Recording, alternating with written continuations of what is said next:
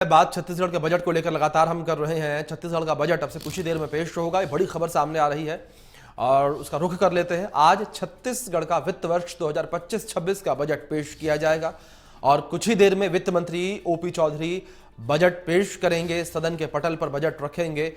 Budget से पहले विधानसभा में कैबिनेट की बैठक, उससे जुड़ी भी ये जानकारी है, जहां विधानसभा स्थित सीएम साय के कक्ष में बैठक जो है वो आयोजित की गई है। तमाम मंत्री जो हैं इस बैठक में शामिल हुए।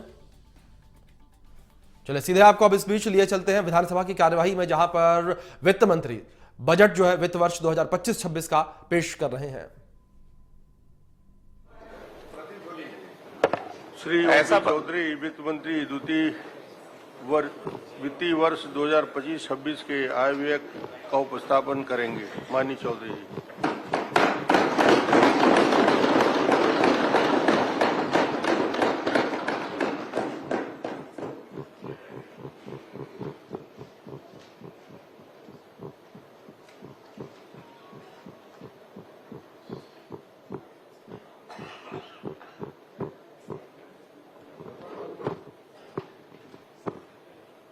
माननीय अध्यक्ष महोदय, सबसे पहले मैं इस बार के इस जो स्पीच है उसके बारे में एक छोटी सी जानकारी आपके माध्यम से सदन को देना चाहता हूं कि हमारे विष्णुदेव साय जी के नेतृत्व में जो सरकार चल रही है उसके दो आयाम हैं अध्यक्ष महोदय, प्रमुख आयाम। एक अच्छी नीयत और दूसरी कर्मठता। उसी कर्मठता से प्रेरित होकर अध्यक्ष महोदय इस बार का बजट भाषण मैंने खुद अपने हाथ से, अपने हैंडराइटिंग से लिखा है और उसी की प्रतिलिपि सभी सम्मानीय सदस्यों को उपलब्ध कराई है, मेरी हैंडराइटिंग वाली प्रति। माननीय अध्यक्ष महोदय, हमारे छत्तीसगढ़ के युवा प्रतिभा आशुतोष ने कहा है, कोई जो पूछे शौर्य का पर्याय तो तुम वीर नारायण गुंडाधुर की तलवार लिख देना। कोई जो पूछे शौर्य का पर्याय तो तुम वीर नारायण गुंडाधुर की तलवार लिख देना। कोई जो पूछे समानता का पर्याय तो तुम गुरु घासीदास महान लिख देना। कोई जो पूछे राम राम का पर्याय तो छत्तीसगढ़ी में जय जोहार लिख देना। और कोई जो पूछे चारों धाम का पर्याय तो तुम मेरे छत्तीसगढ़ का नाम लिख देना। अध्यक्ष महोदय, इसी छत्तीसगढ़ की भूमि में आधुनिक भारत के सांस्कृतिक अग्रदूत स्वामी विवेकानंद जी ने कलकत्ता के बाद अपना सर्वाधिक समय व्यतीत किया। इसी छत्तीसगढ़ की भूमि में रामगढ़ की पहाड़ियों में कालिदास जी ने प्रेम के प्रतीक मेघदूत की रचना की थी।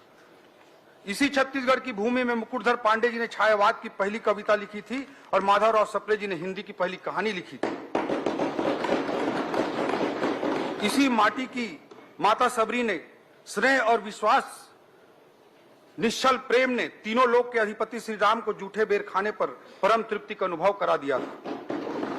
मैं अपने ऐसे छत्तीसगढ़ की माटी को सबसे पहले प्रणाम करता हूं और इस महान छत्तीसगढ़ की 3 करोड़ महान जनता को भी नतमस्तक होकर राम राम करता हूं, जय जोहार करता हूं। अध्यक्ष महोदय, लोकतंत्र की बुनियाद है भरोसा। विश्वास ही लोकतंत्र का शोक स्तंभ है।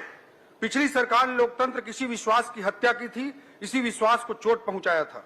छत्तीसगढ़ में लोकतंत्र के समक्ष उत्पन्न इसी भरोसे के संकट से पार पाकर हमारी सरकार ने मुख्यमंत्री श्री विष्णुदेव साय जी के नेतृत्व में अपने कार्यकाल के पहले साल को विश्वास वर्ष के रूप में स्थापित किया। अपने कार्यकाल के 1 वर्ष पूर्ण होने पर जनादेश पर्व मनाकर जनता के सामने अपना रिपोर्ट कार्ड प्रस्तुत करने की हिम्मत दिखाई। हमारी सरकार की इन्हीं ईमानदार प्रयासों के प्रति छत्तीसगढ़ की जनता जनार्दन ने बार बार आशीर्वाद देकर अपने अटूट विश्वास को जताया है। चाहे वह लोकसभा चुनाव का समय हो, उपचुनाव का अवसर हो या स्थानीय निकाय के चुनाव में एक तरफा मुहर लगाने की बात हो, छत्तीसगढ़ की जनता ने सारे रिकॉर्ड तोड़ दिए। अध्यक्ष महोदय, 10 में से 10 नगर निगमों में एक तरफा जीत दिलाई। ईवीएम का बहाना बनाने वालों को मुहर लगाकर भी इस बार जनता ने जवाब दे दिया। अध्यक्ष, वहीं दूसरी ओर पूरे देश की जनता को भी मैं धन्यवाद देना चाहूंगा, जिन्होंने नरेंद्र मोदी जी के प्रभावशाली और सशक्त नेतृत्व को अपना अटूट विश्वास रूपी आशीर्वाद प्रदान किया है। श्री नरेंद्र मोदी जी ने भारतीय राजनीति में बहुप्रचलित एंटी इनकम्बेंसी की अवधारणा को पूरी तरह से धराशायी कर दिया और भारतीय राजनीति और दुनिया के लोकतांत्रिक देशों को एक नया शब्द दिया, वो शब्द है प्रो इनकम्बेंसी का। मोदी जी देश के मात्र दूसरे ऐसे प्रधानमंत्री हैं जो प्रधानमंत्री के रूप में लगातार 3 बार शपथ लिए हैं।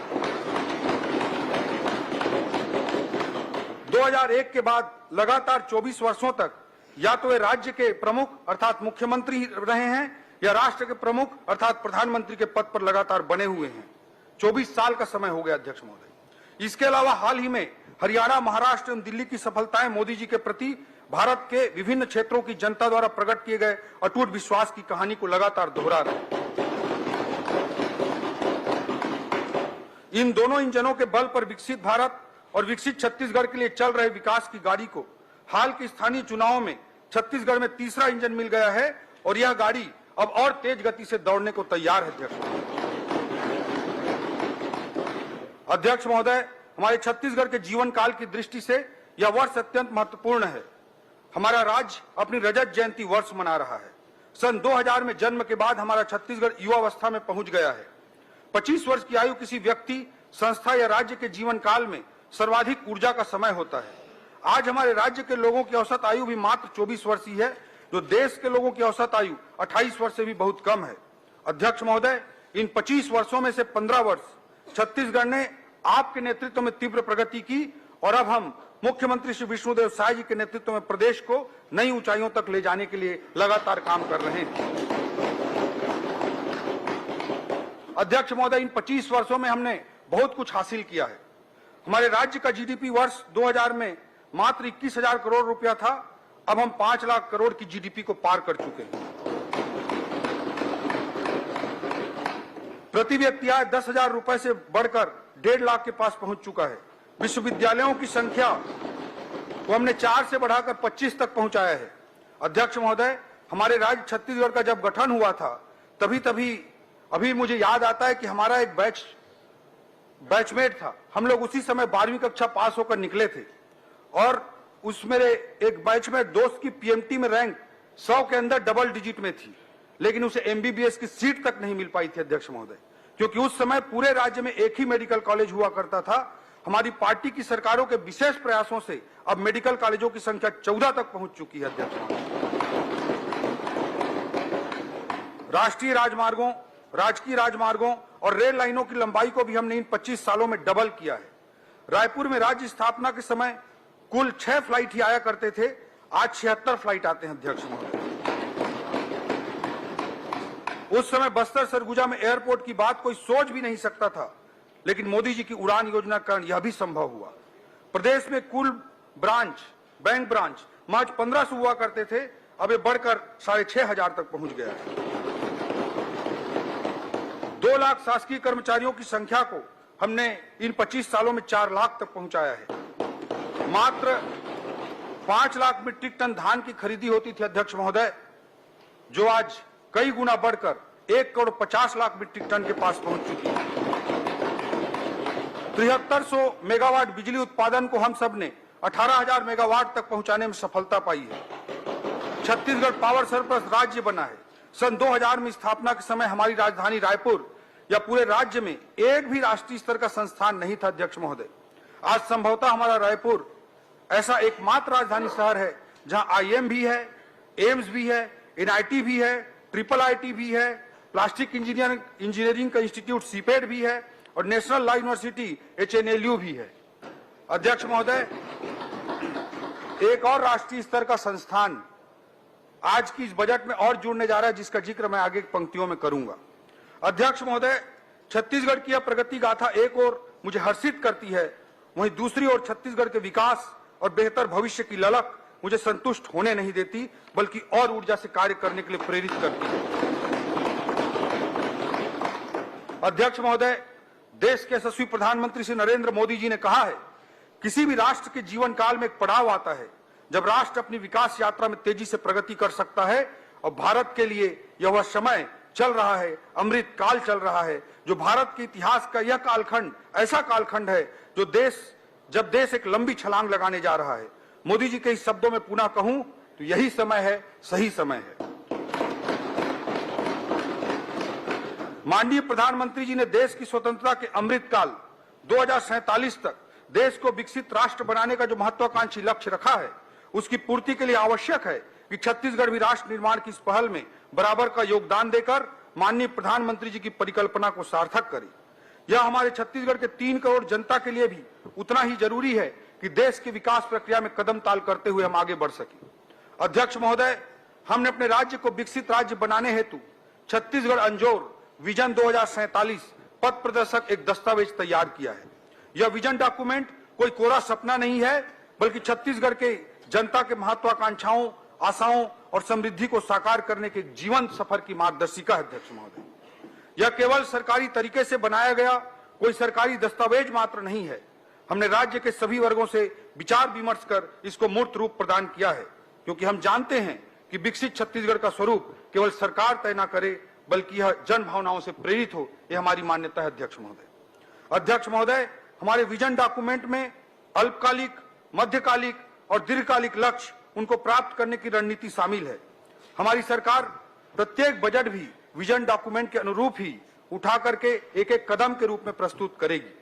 पिछले सत्र में प्रस्तुत बजट से ज्ञान के रूप में समावेशी विकास की जो नींव हमारे द्वारा रखी गई थी, आज का बजट उसी विकास श्रृंखला का अगला पड़ाव है। हमने पिछले बजट में ज्ञान तथा गरीब, युवा, अन्नदाता, किसान और नारी को केंद्र बिंदु बनाकर योजनाओं का न केवल निर्माण किया, अपितु मुख्यमंत्री विष्णुदेव साय जी के नेतृत्व में पिछले पूरे 1 साल इन योजनाओं को जनता तक साय साय पहुंचाया भी है।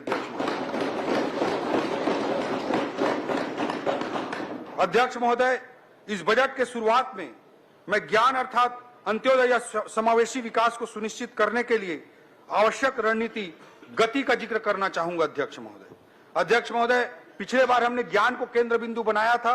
ज्ञान अर्थात गरीब, युवा, अन्नदाता और नारी, इनको अगर हमको आगे बढ़ाना है, इनका अगर हमको उत्थान करना है, तो गति आवश्यक है। अध्यक्ष महोदय, उसे आगे बढ़ाने के लिए, ज्ञान को आगे बढ़ाने के लिए गति की रणनीति आवश्यक है।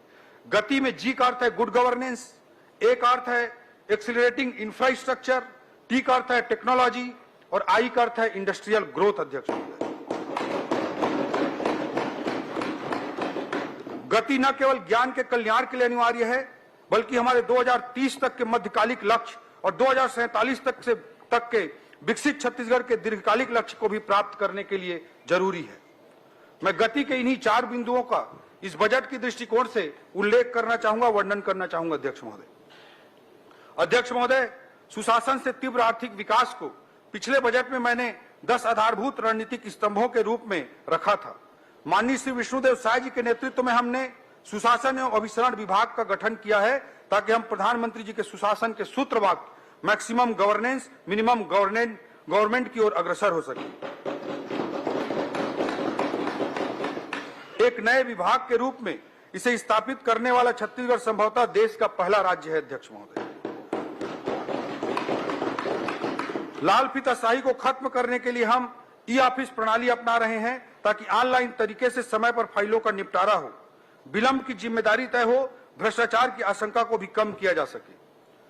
सरकारी सुविधाओं और योजनाओं की आसान और सुनिश्चित डिलीवरी के लिए हम डिजिटल गवर्नेंस का उपयोग कर रहे हैं। सरकार की योजनाओं के क्रियान्वयन पर सतत निगरानी रखने के लिए माननीय मुख्यमंत्री जी के द्वारा डैशबोर्ड अटल मॉनिटरिंग पोर्टल आरंभ किया गया है। आज के इस बजट में इस हेतु 10 करोड़ रुपए का प्रावधान किया गया है। सरकारी खरीदों में भ्रष्टाचार रोकने के लिए हमने जेम पोर्टल से खरीदी की प्रक्रिया को फिर से प्रारंभ किया है। माननीय मुख्यमंत्री जी के नेतृत्व में हमारी सरकार छत्तीसगढ़ में ease of doing business EODB को बढ़ावा देने के लिए दृढ़ संकल्पित है। हमारे द्वारा प्रथम चरण में 20 विभागों के कुल 216 सुधारों को लागू करने का लक्ष्य रखा गया है। इस पूरी मुहिम, जिसे ब्रैप कहते हैं अध्यक्ष महोदय, बिजनेस रिफॉर्म एक्शन प्लान, का मूल उद्देश्य व्यवस्था में पारदर्शिता लाना तथा नियमों में सरलीकरण करके प्रक्रियाओं को आसान बनाना है। स्टाम्प और पंजीयन विभाग द्वारा सूचना प्रौद्योगिकी का बेहतर उपयोग करते हुए आम जनता को सुविधा प्रदान करने के लिए अनेक कदम उठाए जा रहे हैं। सुगम ऐप के माध्यम से फर्जी रजिस्ट्री को रोकने में मदद मिल रही है। अनेक प्रक्रियाओं को पेपरलेस और फेसलेस भी किया जा रहा है। पंजीयन के 20 मैदानी कार्यालयों को आदर्श उप पंजीयक कार्यालय बनाने के लिए इस बजट में 20 करोड़ का प्रावधान किया गया है। पासपोर्ट ऑफिस की तर्ज पर जमीन रजिस्ट्री हेतु भी लोगों के लिए आसान व्यवस्था स्थापित की जाएगी। हक त्याग एवं बंटवारा में लगने वाले लाखों रुपए के शुल्क के स्थान पर अब मात्र 500 रुपए का प्रावधान कर दिया गया है। इससे भविष्य में उत्पन्न होने वाले लाखों राजस्व विवादों को रोका जा सकेगा। सरकारी विभागों की कार्यकुशलता बढ़ाने, डेटा प्रबंधन को सशक्त बनाने और डिजिटल नवाचार को प्रोत्साहित करने के लिए राज्य के उच्च तकनीकी शिक्षण संस्थानों के साथ मिलकर सीएम सुशासन फेलोशिप आरंभ करने का भी इस बजट में प्रावधान किया गया है। इसके लिए इस बजट में 10 करोड़ रुपए का प्रावधान किया गया। अध्यक्ष महोदय, यह संभवतः पूरे देश में इस तरह का पहला प्रयास है कि आईएम और IIIT के साथ मिलकर ऑन द जॉब ट्रेनिंग शामिल करते हुए दक्ष मानव संसाधन तैयार किए जाएंगे। इससे हमारे छत्तीसगढ़ के युवाओं को उच्च स्तरीय जॉब के अवसर प्राप्त हो सकेंगे। अध्यक्ष महोदय, मुख्यमंत्री हेल्पलाइन आधुनिक कॉल सेंटर की स्थापना के लिए बजट में 22 करोड़ रुपए का प्रावधान किया गया है। अध्यक्ष महोदय, पिछले एक वर्ष में एंटी करप्शन ब्यूरो द्वारा रिश्वत लेते शासकीय लोगों को 54 मामलों में रंगे हाथों पकड़कर अपराध दर्ज किया गया है। यह इस सरकार की भ्रष्टाचार के खिलाफ स्पष्ट और दृढ़ राजनीतिक इच्छा शक्ति को दर्शाता है। अध्यक्ष महोदय, हमारी सरकार की स्पष्ट सोच है कि किसी भी वस्तु या सेवा की आपूर्ति पश्चात यह सुनिश्चित हो कि क्रय की गई वस्तु या सेवा उच्च गुणवत्ता की हो तथा ठेकेदार, सप्लायर या सेवा प्रदाता को एक निश्चित समय सीमा में उनका भुगतान भी हो जाए। भुगतान के लिए उन्हें ऑफिसों के चक्कर न काटना पड़े। इससे सरकारी कामों में गुणवत्ता भी आएगी और भ्रष्टाचार भी कम होगा। अध्यक्ष महोदय, लोक सेवकों द्वारा उत्कृष्ट कार्य करने पर पीएम एक्सीलेंसी अवार्ड की तर्ज पर प्रदेश में भी एक अवार्ड स्थापित किया जा रहा है। इसके लिए इस बजट में 1 करोड़ रुपए का बजटीय प्रावधान किया गया है और पीएम एक्सीलेंसी अवार्ड की तरह राज्य में सीएम एक्सीलेंसी अवार्ड आने वाले समय में प्रदान किए जाएंगे। अध्यक्ष महोदय, भारत सरकार की SCA अर्थात स्पेशल कैपिटल असिस्टेंस योजना अंतर्गत राज्य द्वारा किए जा रहे सुधारों, जो रिफॉर्म्स हैं, उनको हम केंद्र के अनुसार कर रहे हैं। जैसे भू अभिलेखों का डिजिटलीकरण, 15 वर्ष से अधिक पुराने शासकीय वाहनों की स्क्रैपिंग, औद्योगिक क्षेत्रों में भू उपयोग का उदारीकरण, पंजीयन प्रक्रिया का डिजिटाइजेशन, SNA स्पर्श व्यवस्था, ऐसे रिफॉर्म्स को हमने लागू किया है। और इन रिफॉर्म्स को लागू करने के एवज में भारत सरकार ने इस वर्ष इंसेंटिव के रूप में, पुरस्कार स्वरूप हमारी छत्तीसगढ़ सरकार को 6000 करोड़ रुपए से अधिक की राशि प्रदान की है। अध्यक्ष महोदय, पिछली सरकार में DMF भ्रष्टाचार का पर्याय बन गया था। माननीय मुख्यमंत्री जी के नेतृत्व में हमने दंतेवाड़ा में मेडिकल कॉलेज का निर्माण 250 करोड़ रुपए से अधिक की लागत से DMF से करने का निर्णय लिया है। अध्यक्ष महोदय, DMF के सदुपयोग के ऐसे अनेकों उदाहरण हम आने वाले वर्षों में और स्थापित करेंगे। आने वाले समय में DMF अंतर्गत किए गए कार्यों का सोशल ऑडिट भी सुनिश्चित किया जाएगा। अध्यक्ष महोदय, सुधारों का यह प्रारंभ है और यही सुधार हैं जिनके पायदान पर चढ़कर छत्तीसगढ़ अमृत काल के लक्ष्यों को प्राप्त करने के लिए तेजी से आगे बढ़ेगा। अध्यक्ष महोदय, गति के दूसरे बिंदु एक्सेलरेटिंग इंफ्रास्ट्रक्चर, अधोसंरचना को बढ़ावा देना, उस बिंदु पर मैं आना चाहता हूं। अध्यक्ष महोदय, अधिकाधिक पूंजीगत व्यय, मैक्सिमम कैपिटल एक्सपेंडिचर को भी मैंने अपने पिछले बजट में 10 में से एक आधार स्तंभ के रूप में उल्लेख किया था। पूर्व में मैंने आज हमारे राज्य के 25 वर्षों की उपलब्धियों का विस्तार से जिक्र किया है। छत्तीसगढ़ की उपलब्धियों का गौरवगान इस राज्य के निर्माता भारत रत्न श्रद्धेय अटल बिहारी वाजपेयी जी को स्मरण किए बिना अधूरा है। यह सुखद संयोग ही है कि इस वर्ष को हम अपने राज्य में राज्य के रजत जयंती वर्ष के रूप में मना रहे हैं। वहीं यह वर्ष अटल जी का जन्म शताब्दी वर्ष भी है। पिछली सरकार के द्वारा पैदा किए गए भरोसे के संकट के खंडहर पर हमने फिर से नवनिर्माण का संकल्प लिया है। यह न केवल भरोसे के निर्माण का संकल्प है, बल्कि छत्तीसगढ़ के निर्माण का भी संकल्प है। हमने इसलिए छत्तीसगढ़ में इस वर्ष को अटल निर्माण वर्ष के रूप में मनाने का निर्णय हमारे मुख्यमंत्री जी के नेतृत्व में लिया है। यह निर्माण इंफ्रा का निर्माण तो होगा ही, इस निर्माण का आशय सभी क्षेत्रों में नए अवसरों का भी नवनिर्माण है। अध्यक्ष महोदय, हमारी सरकार के पहले बजट में हमने पूंजीगत व्यय के लिए 22,300 करोड़ रुपए का प्रावधान किया था। इस क्रम को आगे बढ़ाते हुए इस बजट में रिकॉर्ड पूंजीगत व्यय के लिए 18% की रिकॉर्ड वृद्धि हमने की है और अब पूंजीगत व्यय 26,341 करोड़ रुपए का प्रावधान इस बजट में किया गया। यह कुल बजट का 16% हिस्सा है और पिछले वर्ष की तुलना में 18% अधिक है। पूंजीगत व्यय किसी भी अर्थव्यवस्था की रीढ़ होती है और शास्त्रियों का मानना है कि 1 रुपए के पूंजीगत व्यय से अर्थव्यवस्था में दीर्घकालिक रूप से 4 रुपए से अधिक का आर्थिक प्रभाव पड़ता है। पूंजीगत व्यय में वृद्धि के प्रयासों के फलस्वरूप भारत सरकार ने एससीए में जो हमको राशि दी है, केवल कैपिटल एक्सपेंडिचर में वृद्धि के कारण भारत सरकार ने इंसेंटिव के रूप में छत्तीसगढ़ को 1051 करोड़ रुपए प्रोत्साहन स्वरूप प्रदान किए हैं। अध्यक्ष महोदय, मैं बताना चाहूंगा कि विगत कई वर्षों से सब इंजीनियरों की भर्ती नहीं होने के कारण सभी निर्माण विभागों जैसे पीडब्ल्यूडी, पीएचई, जल संसाधन आदि में इंजीनियरों की भारी कमी है। विगत एक वर्ष में हमने 600 से अधिक इंजीनियरों की भर्ती की वित्तीय अनुमति दी है ताकि इन विभागों में पर्याप्त मानव संसाधन उपलब्ध हों एवं अधिकाधिक पूंजीगत व्यय करके आर्थिक विकास को छत्तीसगढ़ में गति दी जा सके। हमारी सरकार ने सड़कों के सुदृढ़ नेटवर्क बनाने के लिए रोड प्लान 2030 तैयार किया है, जिसका मुख्य उद्देश्य राजधानी से जिला, जिला से जिला, जिला से विकासखंड एवं विकासखंड से विकासखंड स्तर तक चौड़ी और उन्नत सड़कों का जाल बिछाना है। हमने छोटे शहर जो नगर पंचायत या नगर पालिका स्तर के हैं, उनके विकास को ध्यान में रखते हुए इस बजट में माननीय मुख्यमंत्री जी के निर्देश पर एक नई योजना प्रारंभ करने जा रहे हैं। उस योजना का नाम होगा मुख्यमंत्री रिंग रोड योजना। ये नया योजना प्रारंभ होने जा रहा है। इसके लिए इस बजट में प्रारंभिक तौर पर 100 करोड़ रुपए का प्रावधान किया गया। अध्यक्ष महोदय, राज्य के पीडब्ल्यूडी अर्थात लोक निर्माण विभाग के लिए इस बजट में लगभग 9,500 करोड़ रुपए का प्रावधान किया गया है, जो पिछली बार की तुलना में 20% अधिक है। राज्य बनने के बाद पहली बार एक वित्तीय वर्ष में नई सड़कों के निर्माण के लिए इस बार 2,000 करोड़ रुपए का प्रावधान किया गया। अध्यक्ष महोदय, राज्य में पहली बार राष्ट्रीय राजमार्गों के रखरखाव जैसी व्यवस्था राज्य मार्गों एवं मुख्य जिला मार्गों पर भी लागू करने के लिए उन्नत व्यवस्था ओपीआरएमसी योजना अंतर्गत 20 करोड़ रुपए का प्रावधान इस बजट में किया गया है। अध्यक्ष महोदय, डबल इंजन सरकार केवल एक नारा नहीं है, बल्कि प्रभावशील वास्तविकता है। प्रमाण स्वरूप मैं बताना चाहूंगा कि भारत सरकार ने राज्य में राष्ट्रीय राजमार्गों के निर्माण के लिए पिछले केवल एक वर्ष में लगभग 20,000 करोड़ रुपए के सड़कों की कार्य की स्वीकृति प्रदान की है। अध्यक्ष,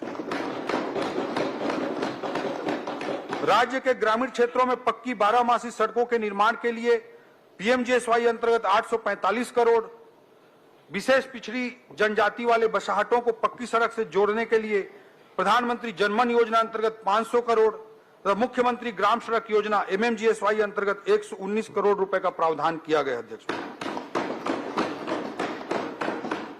नगर निगम क्षेत्र जो हमारे छत्तीसगढ़ के 14 बड़े नगरीय निकाय हैं, 14 नगर निगम हैं, उनमें सुनियोजित विकास को बढ़ावा देने के लिए भी इस बजट में एक नई योजना प्रारंभ की जा रही है। इस योजना का नाम मुख्यमंत्री नगरोत्थान योजना रहेगी। अध्यक्ष महोदय, इसके लिए इस बजट में 500 करोड़ रुपए का वित्तीय प्रावधान किया गया। अध्यक्ष, जगदलपुर, अंबिकापुर एवं बिलासपुर एयरपोर्टों के विकास कार्यों के लिए बजटीय प्रावधान किए गए हैं। ज्यादा से ज्यादा फ्लाइट संचालन हो सके, इसके लिए 40 करोड़ रुपए का वीजीएफ का भी प्रावधान किया गया है। माननीय प्रधानमंत्री जी के नदियों को जोड़ने की महत्वाकांक्षी लक्ष्य को भी हम पूरा करने के लिए मुख्यमंत्री जी के नेतृत्व में आगे बढ़ रहे हैं। अध्यक्ष महोदय, महानदी एवं इंद्रावती नदी को जोड़ने के लिए और केवई नदी और हसदेव नदी को आपस में जोड़ने के लिए सर्वे कार्य कराने के लिए भी इस बजट में प्रावधान किया गया है। हमने अपने जन संकल्प पत्र के अनुरूप रायपुर एवं आसपास के क्षेत्रों को शामिल करते हुए एनसीआर की तर्ज पर एससीआर अर्थात स्टेट कैपिटल रीजन विकसित करने का निर्णय लिए हैं। जैसे नेशनल कैपिटल रीजन है, वैसे स्टेट कैपिटल रीजन बनाने का भी निर्णय हमारी सरकार ने लिया है। इसके लिए बजट में स्टेट कैपिटल रीजन के कार्यालय की स्थापना के लिए भी बजट का प्रावधान कर दिया गया है। सर्वे और डीपीआर निर्माण हेतु भी इस बजट में 5 करोड़ रुपए का प्रावधान किया गया है। आज बड़े शहरों की जरूरत मेट्रो, मिनी मेट्रो के रूप में सामने आ रही है अध्यक्ष महोदय।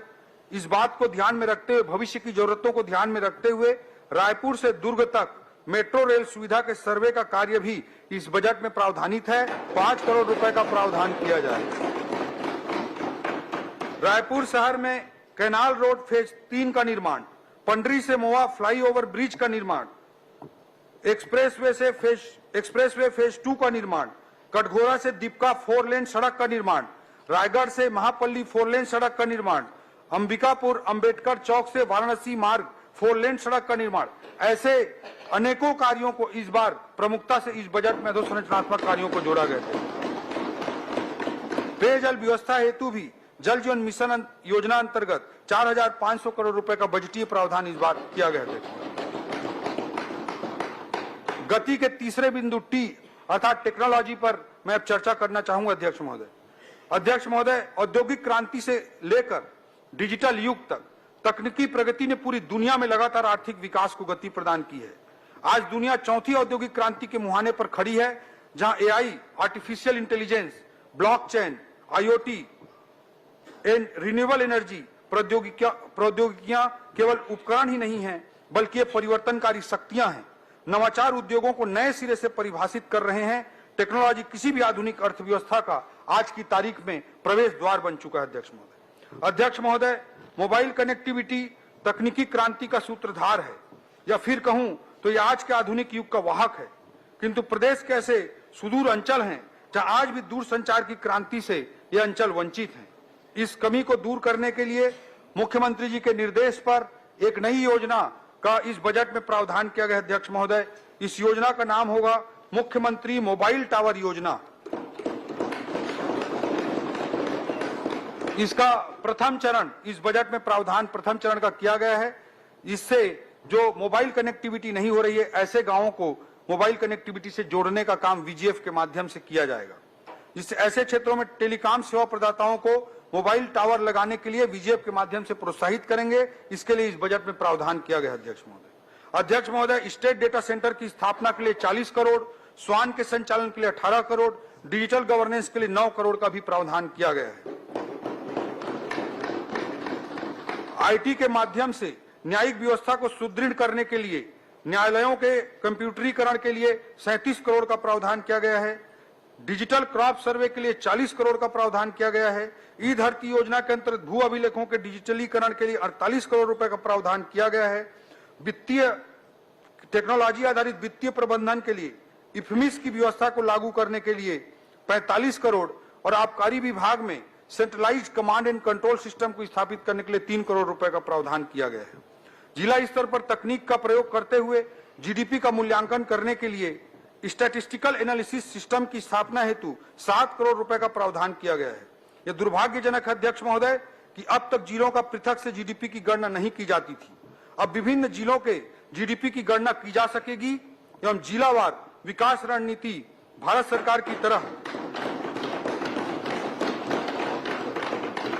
एस्पिरेशनल डिस्ट्रिक्ट, आकांक्षी जिलों की तरह हम योजना बनाकर रणनीतिबद्ध ढंग से काम कर सकेंगे। नवाचारों को प्रोत्साहित करने तथा प्रशासन में इमर्जिंग टेक्नोलॉजी के उपयोग को बढ़ावा देने के लिए भी बजट में अलग से 5 करोड़ रुपए का प्रावधान किया गया अध्यक्ष महोदय। गति के चौथे बिंदु इंडस्ट्रियल ग्रोथ पर मैं आता हूं अध्यक्ष महोदय। हमारे राज्य की आबादी की औसत आयु को देखते हुए एवं राज्य में ज्यादा से ज्यादा रोजगार सृजन करने के लिए राज्य की नई औद्योगिक नीति को माननीय मुख्यमंत्री जी की मंशानुरूप निवेश आधारित न बनाकर रोजगार सृजन पर केंद्रित बनाया गया अध्यक्ष महोदय। इसे सर्वसमावेशी बनाते हुए समाज के कमजोर वर्ग, महिला, नक्सल पीड़ित, नक्सल समर्पित और अग्निवीर जैसे विशेष समुदायों के लिए विशेष प्रावधान किए गए हैं। अध्यक्ष महोदय, निवेशकों को राज्य में आकर्षित और प्रोत्साहित करने के लिए हाल ही में मुख्यमंत्री जी के नेतृत्व में दिल्ली और मुंबई में इन्वेस्टर्स कनेक्ट कार्यक्रम आयोजित किए गए, जिसमें देश के बड़े उद्योगपतियों ने विभिन्न क्षेत्रों जैसे प्लास्टिक, टेक्सटाइल, खाद्य प्रसंस्करण, सीमेंट, आईटी आदि में निवेश की इच्छा जताई है। आज हमारी नई औद्योगिक नीति का नतीजा है कि सेमीकंडक्टर, रिन्यूएबल एनर्जी जैसे क्षेत्रों में भी निवेश के लिए कंपनियां छत्तीसगढ़ में आ रही हैं। नवा रायपुर में फार्मास्यूटिकल पार्क तथा जांजगीर चांपा में स्मार्ट इंडस्ट्रियल पार्क का प्रावधान इसी वर्ष 195 करोड़ रुपए के लागत से किया गया है। नई औद्योगिक नीति को आकर्षक बनाने एवं इसके सफल क्रियान्वयन के लिए पूंजी अनुदान 700 करोड़ रुपया, ब्याज अनुदान 200 करोड़ रुपया और प्रतिपूर्ति अनुदान 100 करोड़ रुपया प्रावधान किया गया है। यह पिछले वर्षों के बजट की तुलना में लगभग 3 गुना अधिक है। अध्यक्ष महोदय, खाद्य प्रसंस्करण के क्षेत्र में छत्तीसगढ़ में असीम संभावनाएं हैं। अतः फूड पार्कों की स्थापना हेतु 17 करोड़, प्रधानमंत्री सूक्ष्म खाद्य उद्योग उन्नयन योजना हेतु 46 करोड़, इसके साथ ही नए औद्योगिक क्षेत्रों की स्थापना हेतु 23 करोड़ का इस बजट में प्रावधान किया गया है। विगत वर्षों में उद्योगों को अनुदान मिलने वाली राशि समय पर न मिल पाने के कारण व्यवसायियों को व्यवहारिक परेशानियों का सामना करना पड़ता था। अध्यक्ष महोदय, मैं अवगत कराना चाहूंगा कि पूर्व वर्ष के लगभग 700 करोड़ रुपए के दायित्वों को हमारी सरकार ने इस वर्ष भुगतान करने का बीड़ा उठाया और ये 700 करोड़ रुपए का भुगतान किया है। अध्यक्ष महोदय, उद्योगों को बढ़ावा देना हमारी सर्वोच्च प्राथमिकता है। इसका सबसे बड़ा परिचायक है कि हमने उद्योग विभाग के बजट को पिछले वर्ष की तुलना में इस वर्ष दोगुने से भी अधिक करते हुए 1420 करोड़ रुपए का प्रावधान किया है। हमारी सरकार ने पर्यटन को भी उद्योग का दर्जा दिया है। हमारी मंशा है कि प्रदेश में मैन्युफैक्चरिंग के साथ साथ सर्विस सेक्टर में भी तेजी से ग्रोथ हो और हमारे राज्य के कोर उद्योगों के साथ साथ अन्य नए क्षेत्र जैसे pharmaceutical, textile, semiconductor, data centre जैसे क्षेत्रों में ज्यादा से ज्यादा रोजगार के संभावनाएं निर्मित हों। अध्यक्ष महोदय, छत्तीसगढ़ चेंबर ऑफ कॉमर्स को कार्यालय हेतु नवा रायपुर अटल नगर में रियायती दर पर भूमि आवंटन करने के लिए भी इस बजट में प्रावधान किया गया है। अध्यक्ष महोदय, जिला उद्योग कार्यालय राजनांदगांव, जगदलपुर, कोंडागांव, बालोद, महासमुंद और बिलासपुर में भवनों के निर्माण का भी इस बजट में प्रावधान किया गया है। अध्यक्ष महोदय, अब मैं इस वित्तीय वर्ष में जो आर्थिक स्थिति है उसके कुछ डाटा प्रस्तुत करना चाहूंगा। वर्ष 2024-25 के आर्थिक सर्वेक्षण के अनुसार स्थिर दर पर हमारे राज्य के जीएसडीपी सकल घरेलू उत्पाद में 7.51% की वृद्धि अनुमानित है। अध्यक्ष महोदय, इसी अवधि में देश के जीडीपी में 6.4% की वृद्धि अनुमानित है। देश का राष्ट्रीय औसत का वृद्धि 6.4% का है और हमारे राज्य का 7.51% का वृद्धि हो रही है। यह स्पष्ट रूप से दर्शाता है कि हमारा राज्य अधिक प्रभावशाली और उत्कृष्ट प्रदर्शन करते हुए अधिक तीव्रता से आगे बढ़ रहा है। प्रचलित दर पर राज्य का जीएसडीपी 2023-24 में 5,12,000 करोड़ अनुमानित था, जो वर्ष 2024-25 में बढ़कर 5,67,880 करोड़ रुपए अनुमानित है। इसमें लगभग 11% की वृद्धि अनुमानित है। वर्ष 2025-26 में भी 12% की वृद्धि के साथ राज्य का जीएसडीपी 6,35,918 करोड़ रुपए तक पहुंचने का आकलन किया गया है। अध्यक्ष महोदय, विभिन्न क्षेत्रों में हमारे राज्य का प्रदर्शन सराहनीय रहा है। वर्ष 2024-25 में स्थिर भाव पर कृषि क्षेत्र में हमारे राज्य का विकास दर 5.38% है, जबकि देश की औसत 3.76% है। औद्योगिक क्षेत्र में राष्ट्रीय वृद्धि की औसत 6.22% है, जबकि हमारे राज्य में 6.92% है। सेवा क्षेत्र में राष्ट्रीय औसत 7.22% की है और हमारे राज्य की 8.45% की अनुमानित है। यह तुलना दर्शाती है कि हमारे राज्य के सभी क्षेत्रों में राष्ट्रीय औसत से बेहतर प्रदर्शन हो रहा है। वर्ष 2023-24 में प्रति व्यक्ति आय 1,62,000 रुपए संभावित है, जो गत वर्ष की तुलना में 9.37% अधिक है। हमारे राज्य की प्रति व्यक्ति आय में भी वृद्धि राष्ट्रीय औसत वृद्धि से ज्यादा तेजी से हो रही है। आने वाले वर्षों में हम इसी गति को बनाए रखते हुए और भी ऊंचाइयों को छूने के लिए प्रतिबद्ध हैं। अध्यक्ष महोदय, मैं अब अलग अलग क्षेत्रों के बजटीय प्रावधानों के बारे में जिक्र करना चाहूंगा। सबसे पहले मैं संस्कृति क्षेत्र के विषयों पर बात करना चाहूंगा। अध्यक्ष महोदय, श्रद्धेय अटल जी ने कहा है, मैं शंकर का वह क्रोधानल कर सकता जगती छार छार, डमरू की वह प्रलय ध्वनि हूं जिसमें नचता भीषण सहार, रणचंडी की अतृप्त प्यास, मैं दुर्गा का उन्मत्त हास, मैं यम की प्रलयंकर पुकार, जलते मरघट का धुआंधार। फिर अंतरतम की ज्वाला से जगती में आग लगा दूं मैं, यदि धधक उठे जल थल अंबर, जड़ चेतन तो कैसा विस्मय, हिंदू तन मन हिंदू जीवन, रग रग हिंदू मेरा परिचय।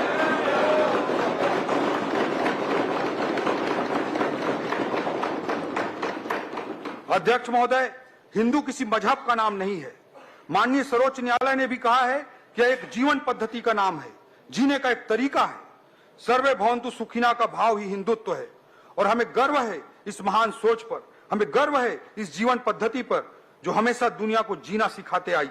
और आज पूरी दुनिया को यह वर्ल्ड ऑर्डर और पीस तथा विश्व व्यवस्था और शांति की गारंटी अगर कोई दे सकता है तो हिंदू की विचारधारा दे सकती है।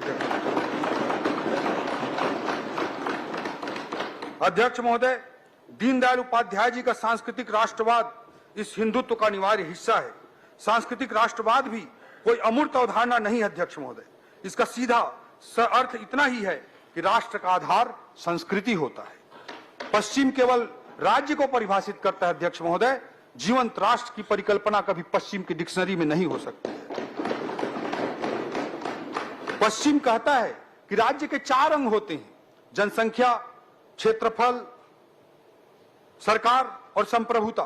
पश्चिम नहीं समझ सकता कि राष्ट्र का प्राण तत्व संस्कृति होता है। दुर्भाग्य से हमारी शिक्षा पद्धति भी अधिकांश अवसरों में यही पढ़ाते सिखाती आई अध्यक्ष महोदय, ये हमारा दुर्भाग्य रहा। तीर्थराज प्रयाग के त्रिवेणी पर जो भारत दिखा ना, वही संस्कृति आधारित राष्ट्र है। प्रयागराज के त्रिवेणी से लेकर राजिम के त्रिवेणी तक, भगवान श्री राम के ननिहाल छत्तीसगढ़ में सुदूर सामरी से लेकर सुकमा तक हमारे भाचा राम के जो पद चिन्ह है, वही इस राष्ट्र की संस्कृति का प्राणवायु है अध्यक्ष महोदय। हम राज्य में सांस्कृतिक पहचान और राष्ट्रीय जन जागरण के लिए लगातार प्रयासरत हैं। इन्हीं प्रयासों के तहत प्रयागराज में आयोजित महाकुंभ में हमने छत्तीसगढ़ पवेलियन की स्थापना की, जहां हमारे प्रदेश के श्रद्धालुओं के लिए रुकने खान पान की व्यवस्था की गई। राज्य के 1.25 लाख श्रद्धालुओं ने इस सुविधा का लाभ उठाया अध्यक्ष महोदय। कुंभ मेला में इस बार माननीय राज्यपाल महोदय, माननीय मुख्यमंत्री जी के साथ साथ हमारे छत्तीसगढ़ के सभी सम्मानीय सांसद, मंत्री एवं विधायकगण ने आपके विशेष आमंत्रण को स्वीकार किया अध्यक्ष महोदय, और पवित्र संगम के स्नान का सौभाग्य प्राप्त किया अध्यक्ष महोदय। इसके लिए भी मैं आपको धन्यवाद देना चाहता हूं। पिछले साल अयोध्या में भव्य राम मंदिर की स्थापना के बाद से ही हम छत्तीसगढ़ के भाचा राम के भक्तों को रामलला के दर्शन कराने के लिए विशेष योजना चला रहे हैं, जिसके तहत अब तक 22,000 से अधिक श्रद्धालुओं को रामलला का दर्शन कराया जा चुका है। अगले वित्त वर्ष के लिए इस बजट में इस प्रयोजन के लिए 36 करोड़ रुपए का प्रावधान किया गया है। सभी धर्मों के आस्था के केंद्र बिंदु डोंगरगढ़ में 59 करोड़ की लागत से परिक्रमा पथ तथा मां बमलेश्वरी मंदिर के सामने वाई सेप का पुल 21 करोड़ रुपए की लागत से, इन दोनों कार्यों की स्वीकृति इस वित्तीय वर्ष में जारी की जा रही है अध्यक्ष महोदय। हमारी सरकार चंपारण, सिरपुर जैसे अन्य धार्मिक स्थलों के विकास को भी सुनिश्चित करने के लिए संकल्पित है अध्यक्ष महोदय। छत्तीसगढ़ के बगियाला मिलजुल के सजाबो जी, हमर माटी हमर तीरथ है, अब राजिम कुंभ घलो नहाबो जी, एक छत्तीसगढ़ी व्यक्ति की भावना है अध्यक्ष महोदय। अध्यक्ष महोदय, हमने राजिम कुंभ का सुंदर आयोजन फिर से प्रारंभ किया है और आज के इस बजट में अगले साल के आयोजन के लिए 8 करोड़ रुपए का वित्तीय प्रावधान भी रखा गया है। छत्तीसगढ़ के श्रद्धालुओं को सिंधु दर्शन और कैलाश मानसरोवर यात्रा पर जाने के लिए बजटीय प्रावधान भी इस बजट में किया गया है अध्यक्ष महोदय। अध्यक्ष महोदय, पिछली सरकार ने तीर्थ यात्रा योजना को बंद कर दिया था। मैं बताना चाहूंगा कि इस योजना अंतर्गत लगभग 2.5 लाख हितग्राहियों ने हरिद्वार, पुरी, द्वारिका, श्रवणबेलगोला, सारनाथ, सबरीमाला, वैष्णो देवी, स्वर्ण मंदिर इत्यादि महत्वपूर्ण धार्मिक स्थानों की यात्रा की थी। पिछले बजट में हमने इस योजना को पुनः आरंभ किया और आज की इस बजट में इस योजना को, तीर्थ यात्रा योजना को चलाने के लिए 15 करोड़ रुपए के वित्तीय प्रावधान की घोषणा की। अध्यक्ष महोदय, हमारे छत्तीसगढ़ और छत्तीसगढ़ की स्थानीय संस्कृति के लिए हमारी प्रतिबद्धता अनवरत अटूट रही है। विपक्षी साथियों की सरकारों को छत्तीसगढ़ राज्य बनाने का अवसर दशकों तक मिला, लेकिन उन्होंने नहीं बनाया। अगर छत्तीसगढ़ किसी ने बनाया तो श्रद्धेय अटल जी ने बनाया। हमने छत्तीसगढ़ी को राजभाषा का दर्जा दिया। हमने छत्तीसगढ़ राजभाषा आयोग का गठन किया। हमारे छत्तीसगढ़ के महान विभूतियों के नाम पर हमने अनेक अलंकरण स्थापित किए। हमारे छत्तीसगढ़ के धरोहर पद्मश्री कवि सुरेंद्र दुबे जी ने लिखा, अध्यक्ष महोदय, धन्य धन्य ये धरती, धन्य धन्य ये धरती जिसमें कौशल्या ने जन्म लिया, सीता का वनवास हुआ तो इस माटी ने शरण दिया। धन्य धन्य ये धरती जिसमें कौशल्या ने जन्म लिया, सीता का वनवास हुआ तो इस माटी ने शरण दिया। ये दक्षिण कौशल कुशावर्त सिरपुर इसकी राजधानी थी, कलचुरियों ने राज किया था, इसकी एक कहानी थी। ये वाल्मीकि की तपोभूमि, ये वाल्मीकि की तपोभूमि तुरतुरिया गुण गाती है, दोनों हाथ उठाकर बोलो छत्तीसगढ़ की माटी है।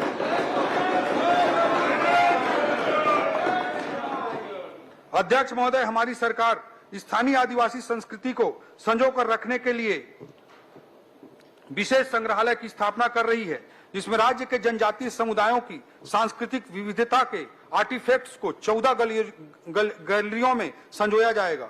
इसके साथ साथ शहीद बी नारायण सिंह आदिवासी स्वतंत्रता संग्राम सेनानी संग्रहालय के निर्माण को भी स्वीकृति प्रदान किया गया है। इसमें राज्य सरकार द्वारा 11 करोड़ रुपए की राशि लगाई जाएगी। हमारा प्रयास है यह दोनों संग्रहालय इस वर्ष प्रारंभ हो जाएं। इसके अलावा अनुसूचित जनजातियों के श्रद्धा एवं पूजा स्थलों के अखड़ा विकास के परिरक्षण एवं संवर्धन हेतु बजट में 2 करोड़ 50 लाख रुपए का प्रावधान किया गया है। जनजाति गौरव दिवस, कर्मा महोत्सव, इनका आयोजन किया जाएगा। इसके लिए बृहद बजटीय प्रावधान इस बजट में किए गए हैं। स्थानीय कलाकारों को प्रोत्साहन हेतु अनेक बजटीय प्रावधान है। पर्यटन विभाग द्वारा नवा रायपुर में फिल्म सिटी का निर्माण किया जा रहा है। इससे भी स्थानीय फिल्म और संस्कृति को बढ़ावा मिलेगा। छत्तीसगढ़ के इतिहास, पुरातत्व और संस्कृति से दुनिया को रूबरू कराने के लिए निर्माणाधीन विधानसभा में एक कला दीर्घा का भी विकास किया जा रहा है। इसके लिए मैं आपको विशेष रूप से धन्यवाद देता हूं। जनजातीय समुदायों के आस्था के केंद्र देवगुड़ी के मरम्मत एवं विकास एवं संस्कृति के परिरक्षण एवं विकास हेतु 11 करोड़ 50 लाख रुपए का प्रावधान इस बजट में किया गया है। अध्यक्ष महोदय, इसके बाद मैं युवा एवं उनके रोजगार के बारे में इस बजट में चर्चा करना चाहूंगा। अध्यक्ष महोदय, नेल्सन मंडेला जी ने कहा था, youth is the engine of progress, अर्थात किसी राष्ट्र को विकासशील से विकसित और महान बनाने का सफर युवा शक्ति के योगदान के बिना संभव नहीं है। अभी हाल ही में जर्मन चांसलर ने अपनी भारत यात्रा के दौरान माननीय प्रधानमंत्री मोदी जी के समक्ष इस बात की घोषणा की थी कि जर्मनी में भारत के कुशल वर्क फोर्स के लिए वीजा जारी करने की सीमा 20,000 से बढ़ाकर लगभग 1 लाख कर दी जाएगी।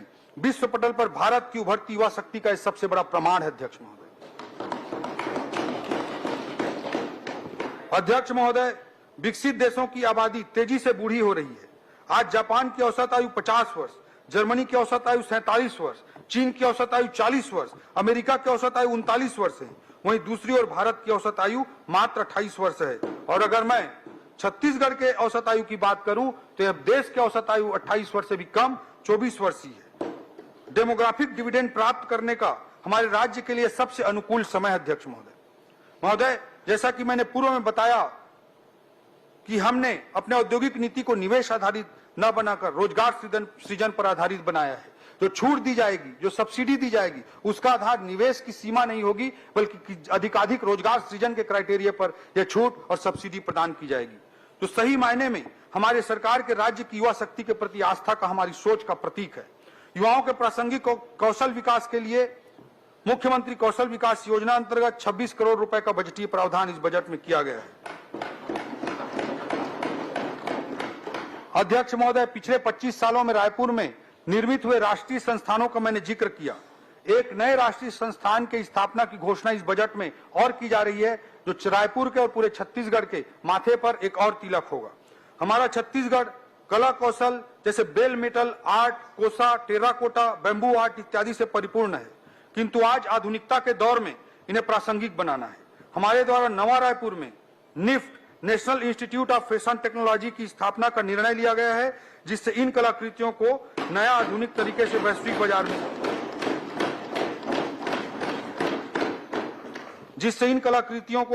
नए आधुनिक तरीके से वैश्विक बाजार में नए अवसरों का सृजन किया जा सकेगा।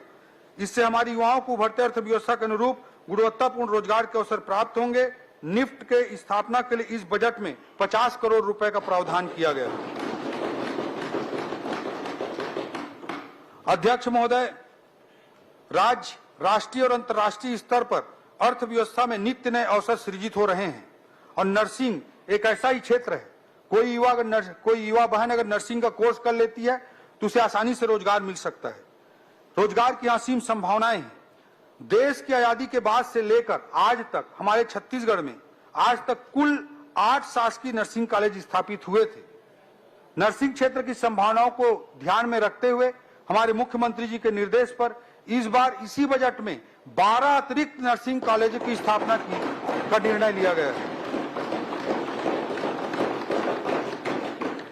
अब नर्सिंग कॉलेजों की संख्या हमारे छत्तीसगढ़ में 8 से बढ़कर 20 हो जाएगी। अध्यक्ष महोदय, ये 12 नर्सिंग कॉलेज जो स्थापित हो रहे हैं उनमें बलरामपुर में स्थापित हो रहा है, दंतेवाड़ा में स्थापित हो रहा है, जांजगीर चांपा जिले में स्थापित होगा, बीजापुर, कुरुद, जसपुर, नवा रायपुर, बैकुंठपुर, पुसौर, कांकेर, कोरबा और महासमुंद में ये स्थापित किए जाएंगे। इसके लिए 34 करोड़ रुपए का बजटीय प्रावधान किया गया है।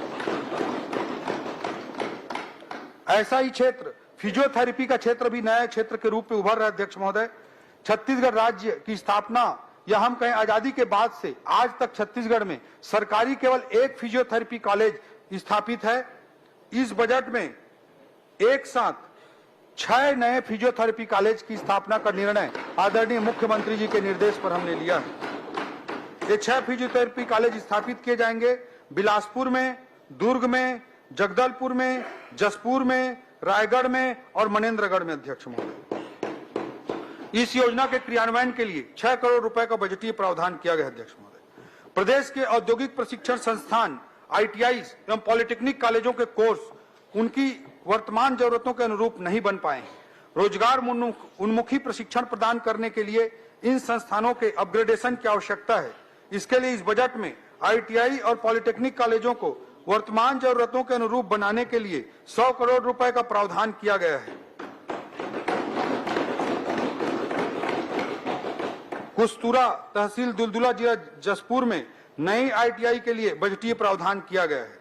आज अर्थव्यवस्था में सर्विस सेक्टर में रोजगार के बहुत ज्यादा अवसर विद्यमान हैं और पर्यटन क्षेत्र ऐसा ही एक क्षेत्र है। बस्तर जिले के कांगेर घाटी नेशनल पार्क में स्थित धुड़माराज गांव को यूनाइटेड नेशंस के वर्ल्ड टूरिज्म ऑर्गेनाइजेशन के द्वारा बेस्ट टूरिज्म विलेज के रूप में चयनित किया गया है। जसपुर के मधेश्वर पहाड़ को golden book of world record द्वारा विश्व का सबसे बड़ा प्राकृतिक शिवलिंग माना गया है।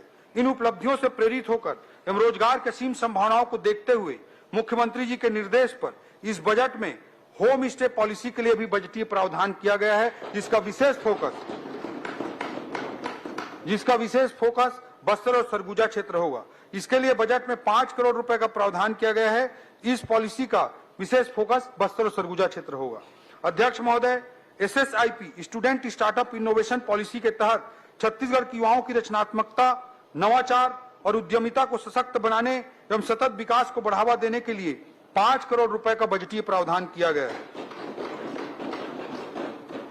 ये सारे प्रयास इसी उद्देश्य के साथ किए जा रहे हैं कि हम अपने युवाओं को शासकीय नौकरी के साथ साथ उभरती हुई अर्थव्यवस्था में निर्मित हो रहे रोजगार के नए विकल्पों के लिए तैयार कर सकें। ये हमारी रणनीति है। अध्यक्ष महोदय, हमारे आदरणीय मुख्यमंत्री जी के मार्गदर्शन में 20 विभागों में पिछले 1 वर्ष में 10,000 से अधिक भर्तियों की स्वीकृति वर्तमान वित्तीय वर्ष में दी गई है।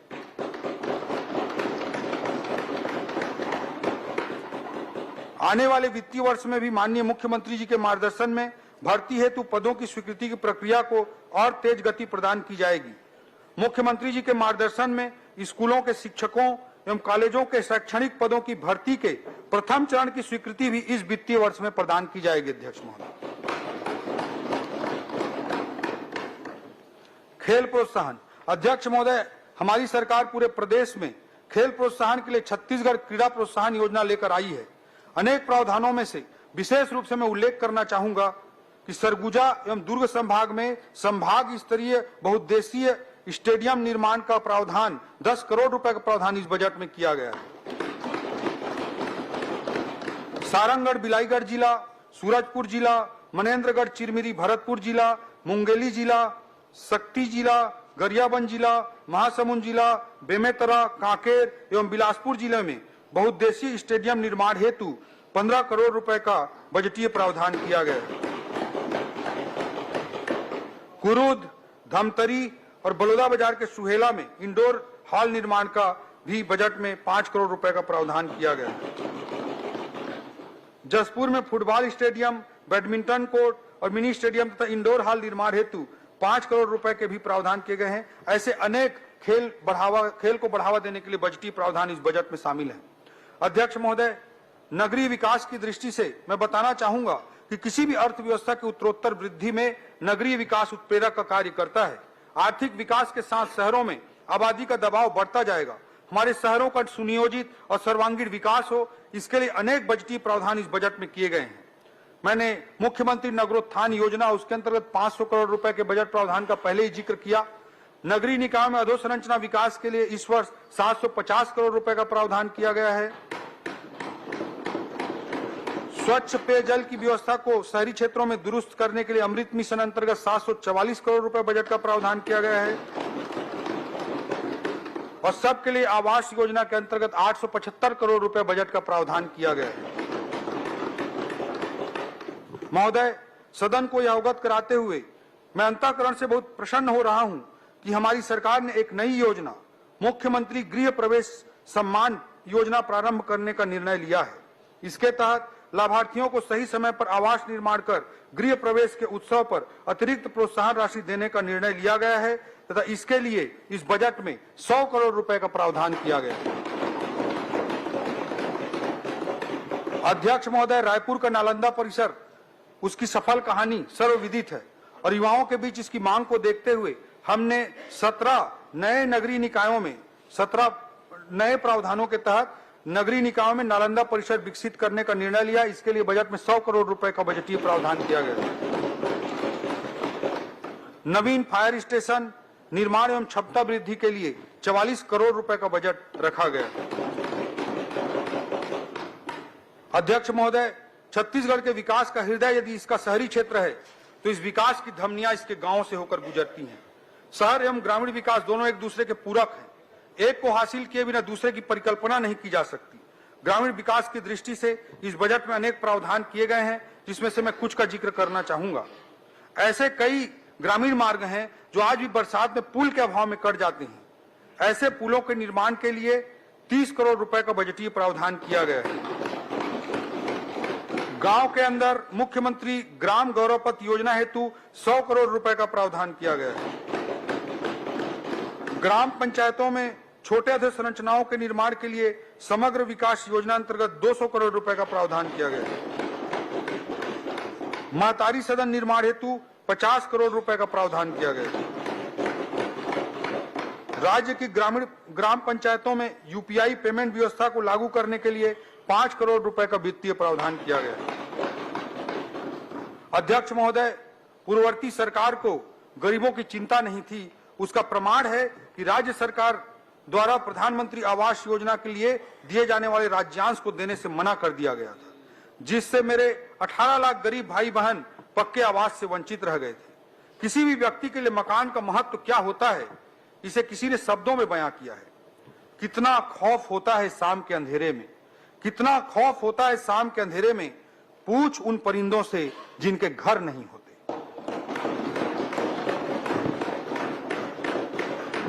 अध्यक्ष महोदय, हमने अपनी पहली कैबिनेट में मोदी की गारंटी के अंतर्गत महत्वपूर्ण बिंदु को पूरा करने के लिए 18 लाख प्रधानमंत्री आवास निर्माण को पूरा करने का संकल्प लिया है।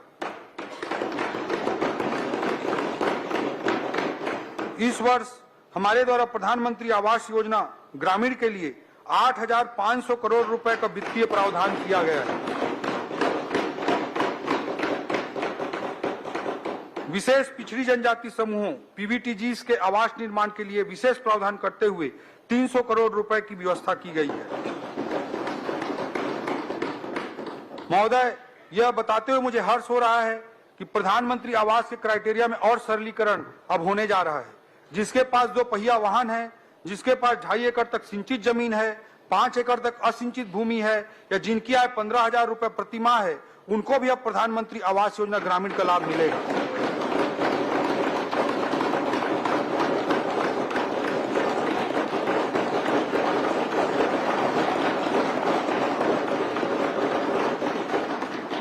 नक्सलवाद प्रभावितों के लिए संवेदनशील सोच के साथ नक्सल प्रभावितों के लिए 15,000 आवास की अतिरिक्त स्वीकृति भारत सरकार द्वारा दी गई है।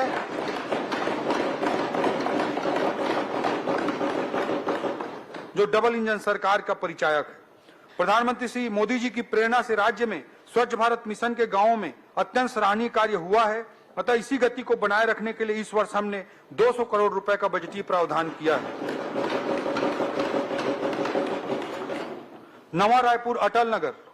अध्यक्ष महोदय, आजाद भारत में जब कभी भी शहरी विकास का इतिहास लिखा जाएगा तो इसमें मुझे तनिक भी संदेह नहीं है कि नवा रायपुर एक स्वर्णिम अध्याय के रूप में वर्णन किया जाएगा। नवा रायपुर छत्तीसगढ़ की अर्थव्यवस्था का ग्रोथ इंजन का पर्याय बनने जा रहा है और निश्चित तौर पर आने वाले समय में विकास के राष्ट्रीय मानचित्र पर छत्तीसगढ़ को नवा रायपुर मजबूती से स्थापित करेगा। आज नवा रायपुर में RBI, union bank, Indian overseas bank, PNB, bank of India, NTPC, इन सब के क्षेत्रीय कार्यालय स्थापित हो चुके हैं। बालको कैंसर अस्पताल, सत्यसाई अस्पताल जैसे अनेक संस्थान भी नए कीर्तिमान स्थापित करके लोगों की सेवा कर रहे हैं। आज नवा रायपुर में EMC, electronic manufacturing cluster, IT क्षेत्र में भी यह एक बड़ा केंद्र बनकर उभर रहा है। आज यहां पर सेमीकंडक्टर, डेटा सेंटर जैसे क्षेत्रों के से संबंधित उद्योग भी आ रहे हैं। वेडिंग डेस्टिनेशन के रूप में भी नवा रायपुर ने पहचान बनाई है, जिसके कारण होटल इंडस्ट्री के लिए भी यह एक आकर्षक केंद्र बनकर उभर रहा है।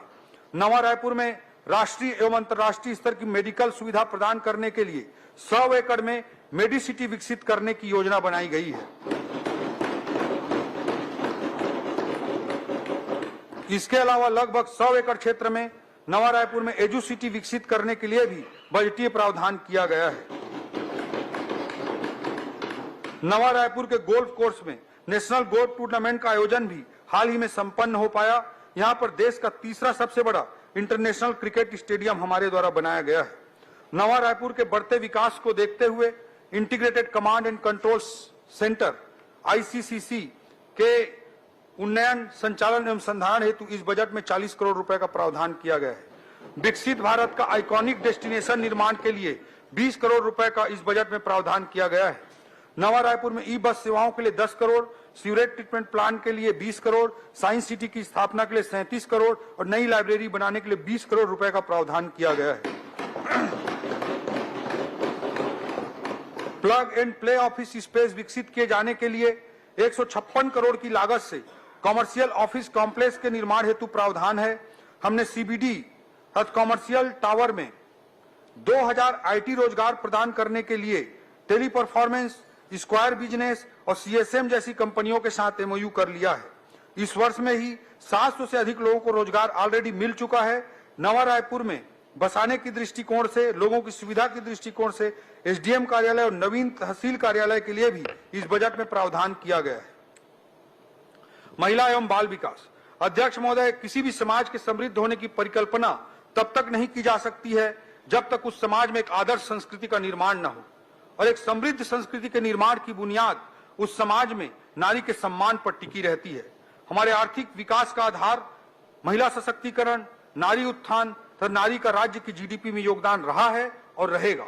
पिछले वित्तीय वर्ष में मोदी की गारंटी अंतर्गत 1 मिनट चौधरी, वित्तीय वर्ष 2020-25, 2025-26 के विस्थापन की कार्यवाही पूर्ण होने तक सभा के भोजन अवकाश के समय में वृद्धि की जाती है। मैं समझता हूं सभा सहमत हो। पिछले वित्तीय वर्ष में मोदी की गारंटी के अंतर्गत महतारी वंदन योजना में 3000 करोड़ का प्रावधान रखा गया था तथा इस वर्ष 5500 करोड़ रुपए का बजटीय प्रावधान रखा गया था।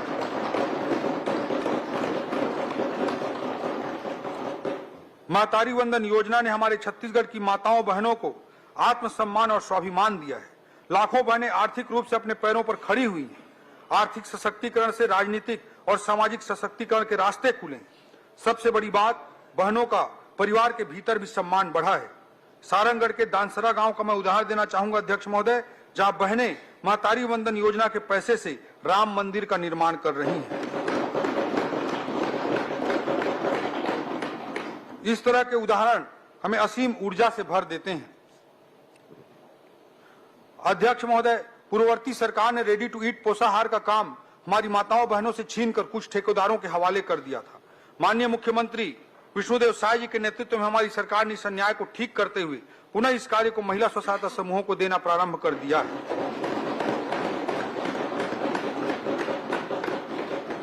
हमारे द्वारा प्रदेश में अभी तक 74,000 समूह सदस्यों को अलग अलग गतिविधियों से जोड़कर लखपति दीदी बनाया गया है। हमने अगले 3 वर्षों में 8 लाख महिला सदस्यों को लखपति दीदी बनाने का लक्ष्य रखा है। कामकाजी महिलाओं को बेहतर आवासीय सुविधा प्रदान करने के लिए 7 वर्किंग वुमन हॉस्टल निर्माण हेतु 79 करोड़ का प्रावधान इस बजट में किया गया है। बेटी बचाओ बेटी पढ़ाओ के तहत 5 करोड़, वन स्टॉप सेंटर सखी के लिए 20 करोड़, शहरी क्षेत्रों में 150 और ग्रामीण क्षेत्रों में 1200 नए आंगनवाड़ी भवन निर्माण हेतु 42 करोड़,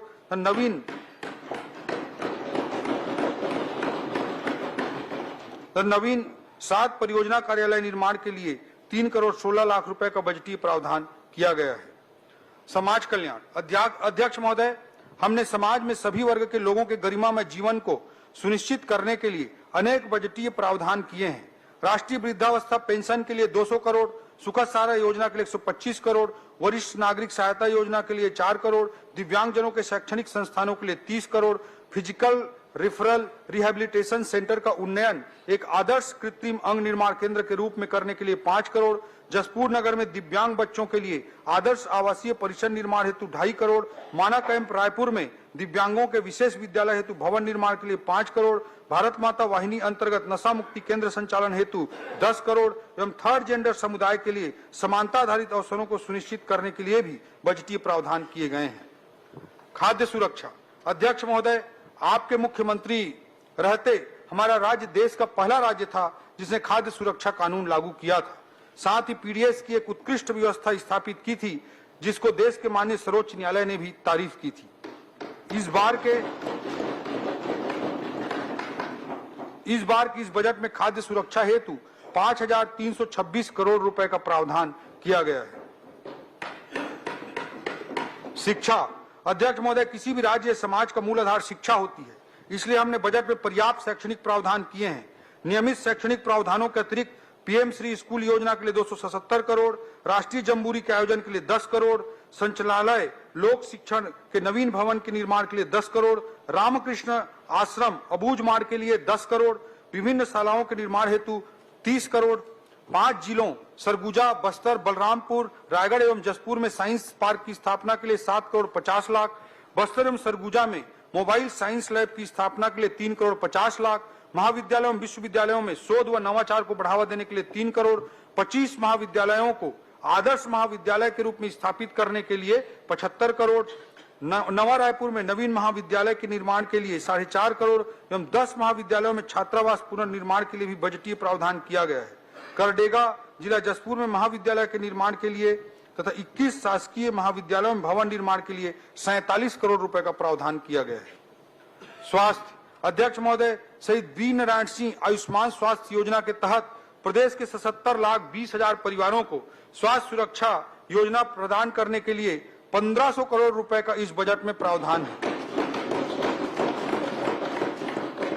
राष्ट्रीय स्वास्थ्य मिशन एनएचएम के लिए इस बजट में 1850 करोड़ रुपए का प्रावधान है।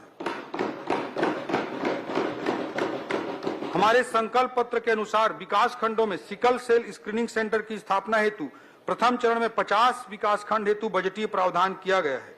वरिष्ठ नागरिकों के स्वास्थ्य परीक्षण हेतु भी इस बजट में विशेष प्रावधान किए गए हैं। डॉक्टर भीमराव अंबेडकर चिकित्सालय रायपुर स्थित एडवांस कार्डियक इंस्टीट्यूट एसीआई के कार्डियोलॉजी विभाग का विस्तार किया जा रहा है।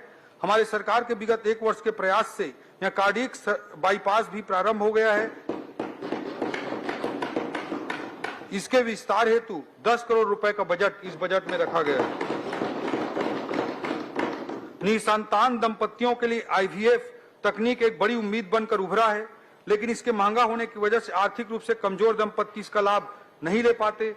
सरकारी स्थानों पे इस अत्याधुनिक चिकित्सा सुविधा की व्यवस्था नहीं रहती। इसका ध्यान रखते हुए निसंतान दंपतियों को लाभ पहुंचाने हेतु चिकित्सा महाविद्यालय रायपुर के स्त्री रोग विभाग में ART असिस्टेड रिप्रोडक्टिव टेक्नोलॉजी केंद्र स्थापित किया जाएगा। इस हेतु 10 करोड़ रुपए का बजटीय प्रावधान किया गया है। यह प्रदेश के शासकीय मेडिकल कॉलेज में पहली बार इस तरह के सेंटर की स्थापना होगी। मेकाहारा स्थित क्षेत्रीय कैंसर संस्थान विभाग वन्य विभाग हेतु प्रथम चरण में 20 करोड़ के चिकित्सा उपकरणों की व्यवस्था भी की जाएगी। हम अपने सरकारी अस्पतालों को हाईटेक बना रहे हैं। इसके लिए मेकाहारा में 28.5 करोड़ के 3 टेस्ला MRI मशीन, 26 करोड़ के 256 स्लाइस CT स्कैन मशीन लगाई जाएगी तथा महासमुंद चिकित्सा महाविद्यालय में 14 करोड़ की लागत से 128 स्लाइस CT स्कैन मशीन स्थापित की जाएगी। मेडिकल कॉलेजों के प्रभावी प्रबंधन की दृष्टि से निर्णय प्रणाली को विकेंद्रीकृत करते हुए उनके वित्तीय अधिकारों में न केवल बढ़ोतरी की गई है बल्कि मेडिकल कॉलेज अच्छे तरीके से संचालित हों, इसके लिए अतिरिक्त बजट का प्रावधान भी किया गया है। जनकपुर में 100 बिस्तर अस्पताल, जांजगीर चांपा एवं कोरबा जिला में 220 बिस्तर अस्पताल, राजा नवागांव जिला कबीरधाम, भेज्जी जिला सुकमा में PHC की स्थापना, पचपेड़ी बिलासपुर के PHC का CHC में उन्नयन, ग्राम कटवार मनेन्द्रगढ़ चिरमिरी भरतपुर में सब हेल्थ सेंटर, इनके लिए पदों का प्रावधान इस बजट में किया गया है। इसी तरह सरोना रायपुर में 100 बिस्तर अस्पताल, सरिया सारंगगढ़ बिलाईगढ़ जिला, नवागढ़ बेमेतरा जिला, कटघोरा कोरबा जिला के CHC का 100 बिस्तर अस्पताल में उन्नयन किए जाने हेतु प्रावधान किया गया है।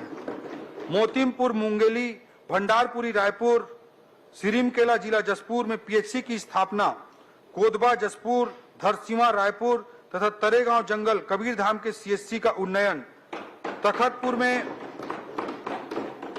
में मातृ शिशु अस्पताल की स्थापना करने हेतु भी पदों एवं भवनों के लिए आर्थिक प्रावधान किया गया है। सेंद्री बिलासपुर के मानसिक चिकित्सालय, कुरूद धमतरी, बसना महासमुंद के 100 बिस्तर अस्पताल, गौरेला पेंड्रा मरवाही एवं गरियाबंद के जिला चिकित्सालय, बीजापुर के 100 बिस्तर अस्पताल को 200 बिस्तर अस्पताल में अपग्रेड किया जाएगा।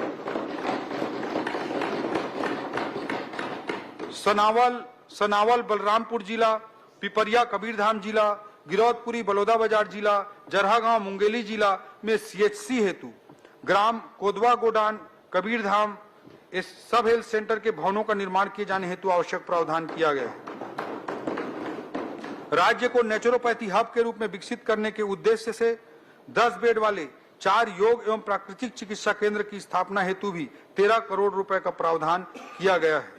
आयुर्वेद महाविद्यालय रायपुर के सुदृढ़ीकरण हेतु इस बजट में 4 करोड़ का प्रावधान है। इस बजट में विश्व स्तरीय मध्य भारत का सबसे बड़ा अत्याधुनिक इंटीग्रेटेड खाद्य एवं औषधि प्रयोगशाला लेबोरेटरी बनाने के लिए 45 करोड़ रुपए का प्रावधान किया गया है। कृषि एवं संबद्ध क्षेत्र, अध्यक्ष महोदय, खेती का मानव जीवन में इतना अधिक महत्व है कि हम खेती करने वालों को विकास की दौड़ में कैसे पीछे छूटने दे सकते हैं। हम किसान भाइयों की आय बढ़ाने एवं उनके उपज का सही मूल्य दिलाने के लिए प्रतिबद्ध हैं। इस खरीफ वर्ष में हमने प्रदेश के 25,49,000 किसानों से 1,49,00,000 टन से अधिक धान खरीदा है। यह अब तक के किसी भी वर्ष में की गई सबसे अधिक धान खरीदी है।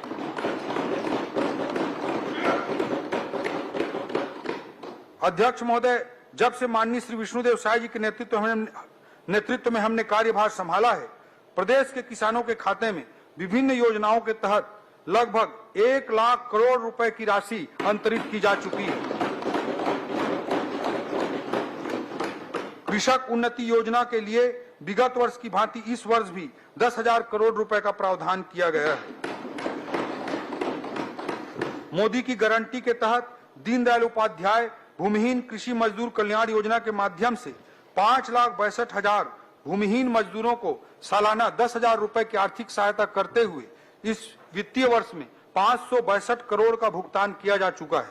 आगामी वर्ष हेतु इस योजना के अंतर्गत भूमिहीन कृषक मजदूरों के लिए 600 करोड़ रुपए का बजटीय प्रावधान किया गया है। कृषि पंपों के निःशुल्क विद्युत प्रदाय योजना अंतर्गत 3,500 करोड़ रुपए का बजट प्रावधान किया गया है। माननीय प्रधानमंत्री नरेंद्र मोदी जी ने किसान भाइयों को प्राकृतिक आपदाओं से होने वाले नुकसान से बचाने के लिए प्रधानमंत्री फसल बीमा योजना की शुरुआत की थी। इस योजना के अंतर्गत राज्यांश के लिए इस बजट में 750 करोड़ रुपए का प्रावधान किया गया है।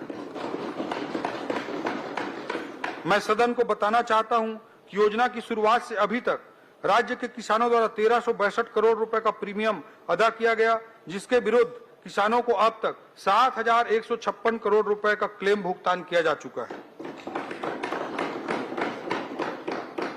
इस वर्ष से प्रदेश में उत्पादित होने वाले दलहन और तिलहन के फसलों को समर्थन मूल्य पर सरकार द्वारा खरीदे जाने का निर्णय लिया गया है। मुख्यमंत्री जी के निर्देश पर इसके लिए प्रधानमंत्री अन्नदाता आय संरक्षण अभियान के साथ क्लब करते हुए दलहन और तिलहन की फसलों के खरीदी के लिए बजट में 80 करोड़ रुपए का प्रावधान किया गया है। अनाज फसलों यथा धान, गेहूं, रागी, कोदो, कुटकी के साथ साथ दलहन, तिलहन फसल के बीज उत्पादन एवं वितरण के लिए बजट में कृषक समग्र विकास योजना अंतर्गत 150 करोड़ रुपए का प्रावधान रखा गया है। हम आगामी वर्ष में राज्य में नैनो यूरिया और डीएपी को भी प्रोत्साहित करेंगे।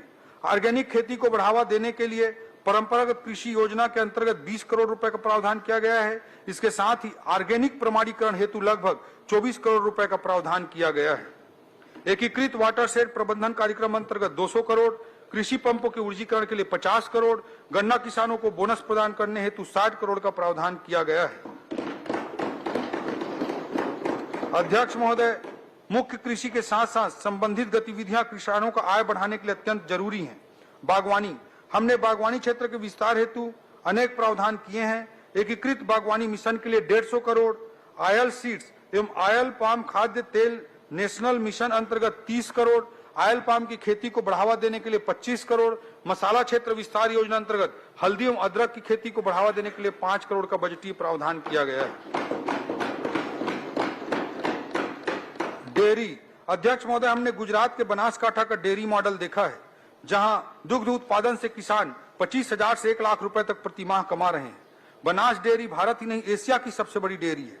छत्तीसगढ़ में दुग्ध उत्पादन के जरिए किसानों की आय बढ़ाने के लिए हमने मुख्यमंत्री विष्णुदेव साय जी के मार्गदर्शन में national dairy development board NDDB के साथ समझौता किया है। इसके जरिए छत्तीसगढ़ दुग्ध महासंघ से जुड़ी समितियों को तकनीकी जानकारी और प्रशिक्षण दिया जाएगा। डेयरी विकास समग्र परियोजना हेतु 90 करोड़ रुपए का इस बजट में प्रावधान रखा गया है। मत्स्यिकी, आज राज्य में मत्स्य उत्पादन लगभग 8 लाख टन प्रतिवर्ष है। मत्स्य बीज के उत्पादन में हमारा राज्य न केवल आत्मनिर्भर है बल्कि पड़ोसी राज्यों को भी निर्यात कर रहा है। 3 नवीन हेचरी सह संवर्धन पोखर निर्माण 3 जिलों में किया जाएगा। ये जिला है मानपुर मोहला अंबागढ़, बलरामपुर रामानुजगंज, खैरागढ़ गंडई छुई खदान। इन 3 जिलों में हेचरी सह संवर्धन पोखर का निर्माण होगा। मत्स्य उत्पादन में विस्तार के लिए 12 करोड़ रुपए का प्रावधान किया गया है। इस बजट में बस्तर संभाग में 200 झींगा पालन इकाई स्थापित करने हेतु भी बजट प्रावधान किया गया है। मत्स्यिकी महाविद्यालय कवर्धा परिसर में विभिन्न निर्माण कार्यों हेतु 10 करोड़ रुपए का प्रावधान किया गया है। इस बार हमने अपने बजट में सुअर पालन, बकरी पालन को बढ़ावा देने के लिए बजटीय प्रावधान में कई गुना, लगभग 5 से 6 गुना की वृद्धि की है। 1 लाख मत्स्य एवं पशु पालकों को केसीसी उपलब्ध कराने का लक्ष्य रखा गया है। इसके अलावा कृषि विभाग के बजट में विभिन्न कार्यालय भवनों के लिए भी बजटीय प्रावधान किए गए हैं, जैसे संयुक्त संचालक कृषि बिलासपुर का, उप संचालक कृषि भवन मुंगेली, दुर्ग, बेमेतरा, बलौदाबाजार, जसपुर, कोरबा और सूरजपुर का, एसडीओ कार्यालय कृषि मुंगेली, बलौदाबाजार, पत्थलगांव, कोरबा, कटघोरा, शक्ति का, सहायक भूमि संरक्षण अधिकारी कार्यालय बलौदाबाजार, दुर्ग, कटघोरा का, मिट्टी परीक्षण प्रयोगशाला जगदलपुर, कोरबा का, वरिष्ठ कृषि विस्तार अधिकारी कार्यालय सरगुजा, उसूर, जसपुर, कुनकुरी, फरसाबहार, बगीचा, सहायक संचालन उद्यान कार्यालय गौरेला, पेंड्रा, मरवाही और सूरजपुर जिले का। इस तरह के अनेक प्रावधान किए गए हैं। भवानी साव, रामलाल साव कृषि अभियांत्रिकी एवं प्रौद्योगिकी महाविद्यालय मुंगेली के परिसर में नवीन शासकीय कृषि महाविद्यालय मुंगेली की स्थापना की जाएगी। इस हेतु 5 करोड़ रुपए का बजटीय प्रावधान किया गया है। राज्य बनने के 25 वर्ष बाद भी अंजोरा में एकमात्र पशु चिकित्सा महाविद्यालय आज चल रहा है। इस बजट में बिलासपुर में निर्माणाधीन महाविद्यालय में जो कामों की जरूरत है उसके लिए 7 करोड़ 27 लाख रुपए का प्रावधान किया गया है और हमारा प्रयास रहेगा कि अंजोरा में चल रहे पशु चिकित्सा महाविद्यालय के साथ साथ बिलासपुर में एक और महाविद्यालय काम करे, इसे इसी सत्र से प्रारंभ किया जाए, इसके लिए प्रयास है। सहकारिता अंतर्गत माननीय केंद्रीय गृह एवं सहकारिता मंत्री श्री अमित शाह जी ने सहकार से समृद्धि का नारा दिया है। इस सूत्र वाक्य को मानते हुए हमने अनेकों पहल किए हैं। पैक्स कंप्यूटरीकरण योजना के अंतर्गत प्रथम चरण में राज्य के 2028 पैक्स का कंप्यूटरीकरण करने के लिए 24 करोड़ का प्रावधान किया गया है। सहकारी समितियों को सुविधा संपन्न बनाने की दृष्टि से 500 गोदाम सहकार्यालय भवन के निर्माण के लिए 75 करोड़ रुपए का प्रावधान किया गया है। प्रदेश के शक्कर कारखानों की कार्यशील पूंजी हेतु 40 करोड़ रुपए का प्रावधान किया गया है। जल संसाधन अध्यक्ष महोदय, राज्य में सुदृढ़ सिंचाई व्यवस्था कृषि विकास, खाद्य सुरक्षा एवं समृद्ध ग्रामीण अर्थव्यवस्था की बुनियाद है। प्रदेश में ऐसे सैकड़ों सिंचाई परियोजनाएं हैं जो विगत कई वर्षों से अपूर्ण हैं। इन परियोजनाओं को आगामी वर्षों में कार्य योजना बनाकर शीघ्र पूरा करने के उद्देश्य से हमने अटल सिंचाई योजना लागू करने का निर्णय लिया है, ताकि पुरानी सिंचाई योजनाएं समयबद्ध ढंग से पूरी की जा सके। इस पूरी कार्य अवधि में लगभग 5,000 करोड़ रुपए व्यय करके 1 लाख हेक्टेयर से अधिक क्षेत्र में सिंचाई क्षमता सृजित करने का साहसी लक्ष्य रखा गया है।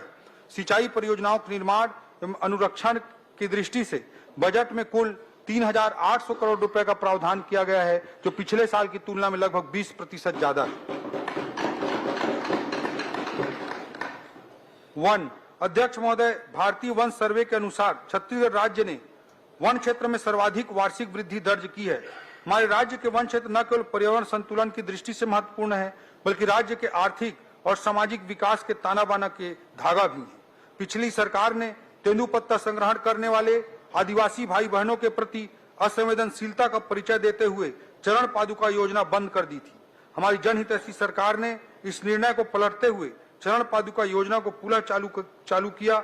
इसके लिए बजट में 50 करोड़ रुपए का प्रावधान रखा गया। हमारी सरकार ने सत्ता में आते ही हरा सोना के नाम से प्रसिद्ध तेंदुपत्ता के संग्रहण दर को 4,000 रुपए प्रति मानक बोरा से बढ़ाकर 5,500 रुपए प्रति मानक बोरा कर दिया। इसके लिए जो कमी होती है उसे पूरा करने के लिए 204 करोड़ रुपए का बजटीय प्रावधान इस बजट में किया गया है। राजमोहिनी देवी तेंदुपत्ता संग्राहक सामाजिक सुरक्षा योजना के संचालन हेतु 40 करोड़ रुपए का प्रावधान किया गया है।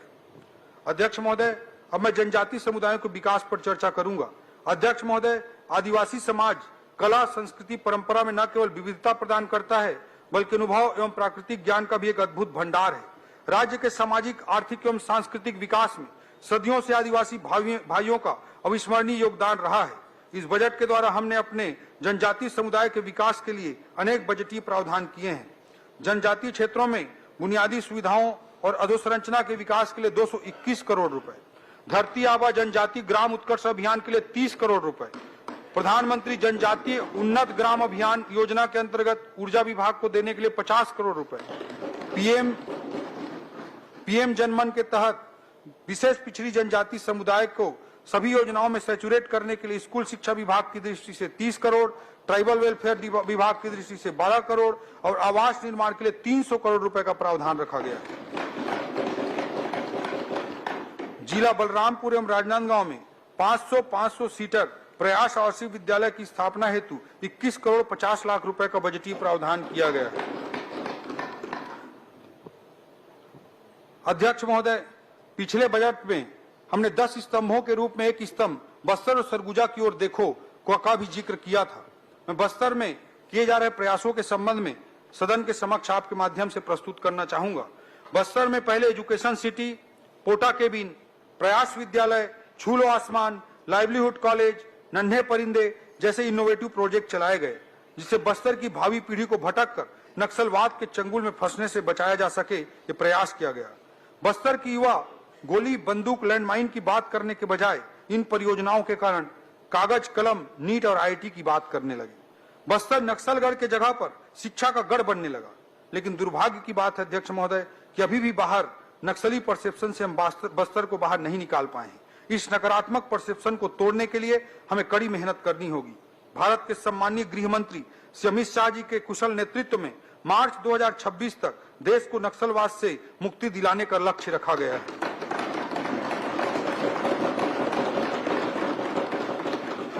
हमारे छत्तीसगढ़ के मुख्यमंत्री एवं उप मुख्यमंत्री जी की अगुवाई में हमने नक्सलवाद पर प्रचंड प्रहार करते हुए मात्र 1.25 साल के छोटे अंतराल में 305 से अधिक नक्सलियों को मार गिराया है तथा लगभग 1000 नक्सलियों को आत्मसमर्पण करा के मुख्य धारा से जोड़ने का काम किया है। नक्सलवाद से मुक्ति के साथ ही बस्तर के नक्सल प्रभावित क्षेत्र में विकास का मार्ग प्रशस्त हो रहा है और अब वहां गोलियों की गूंज नहीं बल्कि स्कूलों की घंटियां और मांदर के थाप सुनाई पड़ने लगे हैं। अब बस्तर की फिजाओं में दहशत का सन्नाटा नहीं बल्कि महुआ की भीनी भीनी खुशबू का एहसास होने लगा है। आज जहां कोंटा ब्लॉक के पुअर्ती जैसे गांव जो माओवादी हिंसा के केंद्र बिंदु थे, वहां पर पहली बार लोगों ने पंचायत चुनाव में बढ़ चढ़कर हिस्सा लिया और लोकतंत्र पर अपना भरोसा जताया है। इस वर्ष बस्तर ओलंपिक का आयोजन किया गया जिसमें 1,65,000 लोगों ने हिस्सा लिया। इसमें 300 से अधिक ऐसे खिलाड़ी थे जो आत्मसमर्पित नक्सली थे। इस नए वित्तीय वर्ष में बस्तर ओलंपिक के आयोजन के लिए भी बजट का प्रावधान किया गया है। बस्तर के जनमानस में स्वस्थ, सकारात्मक एवं सृजनात्मक भावना उत्पन्न करने के लिए जगह जगह पर योग शिविर का आयोजन किया जाएगा। इसके लिए भी इस बजट में 2 करोड़ रुपए का बजटीय प्रावधान किया गया है। अध्यक्ष महोदय, बस्तर पर्व, त्योहार, मेला मड़ाई और उत्सवों का सदैव केंद्र बिंदु रहा है और वहां की संस्कृति की यही पहचान है। बस्तर मड़ाई और बस्तर में मैराथन के लिए भी इस बजट में प्रावधान किया गया है। बस्तर के सांस्कृतिक वैशिष्ट, समृद्ध प्रकृति और जलवायु की विशिष्टता के कारण इको और फार्म टूरिज्म की संभावनाएं, जैव विविधता अवलोकन एवं टूरिज्म जोन के निर्माण के लिए 10 करोड़ रुपए का बजटीय प्रावधान किया गया है। बस्तर में जैसे जैसे नक्सलवाद का सूर्यास्त हो रहा है, वह समग्र विकास के दृष्टिकोण से नियत नेल्ला नार अर्थात मेरा सुंदर गांव योजना के माध्यम से नक्सल प्रभावित गांवों को हितग्राही मूलक योजनाओं से सैचुरेट करने का लक्ष्य रखा गया है। इसके लिए इस बजट में 25 करोड़ रुपए का प्रावधान अतिरिक्त किया गया है। अध्यक्ष महोदय, इस खरीफ सीजन में सिर्फ बस्तर क्षेत्र के लगभग 2.5 लाख किसान भाइयों से 14 लाख मीट्रिक टन धान की रिकॉर्ड खरीदी की गई तथा लगभग 3,228 करोड़ उनके खाते में सीधे भुगतान किए गए हैं। अध्यक्ष महोदय, हमारा प्रयास यह भी है कि कोंडा गांव के नवनिर्मित एथेनॉल प्लांट भी इसी वित्तीय वर्ष में प्रारंभ हो सके, जिससे कि क्षेत्र के किसानों को इसका बहुप्रतीक्षित लाभ मिलना शुरू हो जाए। अध्यक्ष महोदय, इसी तरह सरगुजा का अंचल भी हमारे छत्तीसगढ़ की दृष्टि से अत्यंत महत्वपूर्ण है। पिछली सरकार में सरगुजा क्षेत्र लगातार उपेक्षाओं का शिकार रहा, लेकिन माननीय विष्णुदेव साय जी के नेतृत्व में अब सरगुजा क्षेत्र में विकास के नए युग का प्रारंभ हुआ है। सरगुजा अंचल के सभी जिलों के समग्र और संतुलित विकास हेतु हमारी सरकार ने इस बजट में अनेकों प्रावधान किए हैं। हमारी सरकार आने के बाद अंबिकापुर मेडिकल कॉलेज हेतु 118 करोड़ रुपए हमने जारी किए हैं। पुनरीक्षित प्रशासकीय स्वीकृति के रूप में इस अंबिकापुर के मेडिकल कॉलेज हेतु 110 करोड़ रुपए की अतिरिक्त राशि भी इस वर्ष जारी की जाएगी। सरगुजा में बांस की खेती के लिए 10 करोड़ रुपए का प्रावधान किया गया है। जसपुर पर्यटन सर्किट, जिसमें तातापानी, सेमरसोत अभ्यारण्य, पंडरापाट, जसपुर, मयाली, कुनकुरी, कैलाश गुफा, मैनपाट आदि शामिल हैं। इस टूरिस्ट सर्किट के लिए 10 करोड़ रुपए का प्रावधान किया गया है। बलरामपुर में प्रयास विद्यालय स्थापना हेतु 20 करोड़ का प्रावधान। सरगुजा अंचल के दूरस्थ क्षेत्रों में अच्छी स्वास्थ्य सुविधाएं देने के लिए कुनकुरी में मेडिकल कॉलेज, मनेन्द्रगढ़ में मेडिकल कॉलेज भवन, मनेन्द्रगढ़ में मानसिक रोगी अस्पताल हेतु भी बजटीय प्रावधान किए गए हैं। जसपुर एवं मनेन्द्रगढ़ में प्राकृतिक चिकित्सा केंद्र और फिजियोथेरेपी केंद्र हेतु भी बजट प्रावधान किया गया है। अंबिकापुर इंजीनियरिंग कॉलेज के भवन निर्माण का भी इस बजट में प्रावधान किया गया है। बैकुंठपुर, बलरामपुर और जसपुर में नर्सिंग कॉलेज, एडवेंचर टूरिज्म के तहत मयाली क्षेत्र में पर्यटन विकास हेतु 5 करोड़, सरगुजा में केंद्रीय उपकरण प्रयोगशाला, उर्वरक गुण नियंत्रण प्रयोगशाला का भी प्रावधान है। छत्तीसगढ़ क्रीड़ा प्रोत्साहन योजना अंतर्गत सरगुजा क्षेत्र में स्टेडियम निर्माण का भी प्रावधान किया गया है। इन प्रावधानों के माध्यम से हम सरगुजा के लोगों को बेहतर सुविधाएं, अवसर और बेहतर जीवन स्तर देने का प्रयास कर रहे हैं। हमारी सरकार का उद्देश्य है कि सरगुजा क्षेत्र प्रदेश के विकास में महत्वपूर्ण भूमिका निभाए और यहाँ के निवासियों का सर्वांगीण विकास हो। अध्यक्ष महोदय, बस्तर एवं सरगुजा क्षेत्र में कम घनत्व वाले आबादी के क्षेत्र होने के कारण सार्वजनिक यातायात के साधन बस आदि पर्याप्त नहीं होते हैं। अतः हमारी सरकार ने पंचायतों से ब्लॉक मुख्यालय और जिला मुख्यालय तक सुगम यातायात व्यवस्था उपलब्ध कराने के लिए एक नई योजना बनाया है। मुख्यमंत्री जी के निर्देशानुसार मुख्यमंत्री सुगम यातायात योजना का प्रावधान किया गया है। इसके लिए 25 करोड़ रुपए का बजटीय प्रावधान किया गया है। इसे ग्रामीण क्षेत्रों में निवासरत विद्यार्थी, शिक्षक, किसान, मजदूर, व्यवसायी जिन्हें अपने व्यवसायिक आवश्यकताओं, उत्पादों की बिक्री, उन्नत इलाज, पठन पाठन, तहसील कार्यालय, एसडीएम कार्यालय में काम करने के लिए जो जाना पड़ता है, उस आवागमन में उनको सीधी सुविधा होगी और इसका सीधा सीधा गरीब लोगों को लाभ मिलेगा। इसके अतिरिक्त बस्तर एवं सरगुजा प्राधिकरण के लिए भी 50-50 करोड़ रुपए का बजटीय प्रावधान किया गया है। अध्यक्ष महोदय, ऊर्जा अंतर्गत घरेलू उपभोक्ताओं को विद्युत देयकों में राहत योजना के अंतर्गत 1000 रुपए का बजटीय प्रावधान किया गया है। एकल बत्ती कनेक्शन का लाभ कुल 15,63,000 से अधिक हितग्राहियों को प्राप्त हो रहा है। इस योजना हेतु 500 करोड़ रुपए का बजटीय प्रावधान किया गया है। पीएम कुसुम योजना के क्रियान्वयन में पूर्ववर्ती सरकार का रवैया अत्यंत उदासीन रहा, जिसका खामियाजा छत्तीसगढ़ की जनता को भुगतना पड़ा। किंतु अब माननीय विष्णुदेव साय जी की सरकार ने इस योजना के क्रियान्वयन का निर्णय करते हुए 362 करोड़ रुपए का प्रावधान किया है। हाफ बिजली बिल से मुफ्त बिजली योजना हेतु भारत सरकार की पीएम सूर्य घर योजना अंतर्गत अतिरिक्त लाभ हितग्राहियों को देने के लिए बजट में 200 करोड़ रुपए का प्रावधान किया गया है। पीएम सूर्य घर मॉडल सोलर विलेज योजना के तहत प्रत्येक जिले में एक मॉडल सोलर विलेज बनाने हेतु 33 करोड़ रुपए का प्रावधान किया गया है। मुख्यमंत्री शहरी विद्युतीकरण हेतु 25 करोड़ रुपए का प्रावधान किया गया है। अध्यक्ष महोदय, राजस्व विभाग की दृष्टि से मैं कहना चाहूंगा कि राजस्व विभाग सीधे जनता से सरोकार रखता है एवं हमारी सरकार एक सुगम, सरल और पारदर्शी राजस्व प्रशासन स्थापित करने के लिए प्रतिबद्ध है। राजस्व न्यायालय की कार्रवाई की ऑनलाइन स्ट्रीमिंग के लिए 5 करोड़ रुपए का प्रावधान इस बजट में किया गया है। राजस्व अभिलेखों को कंप्यूटरीकरण कर पब्लिक डोमेन में उपलब्ध कराने के लिए 15 करोड़ रुपए का प्रावधान है। यह भी निर्णय लिया गया है कि हमारे मैदानी स्तर पर पटवारी लोगों को सुगमता से अपनी सेवाएं दे सकें, इसके लिए उन्हें संसाधन भत्ता दिया जाएगा। इसके लिए भी समुचित बजट प्रावधान इस बजट में किए गए हैं। अध्यक्ष महोदय, माननीय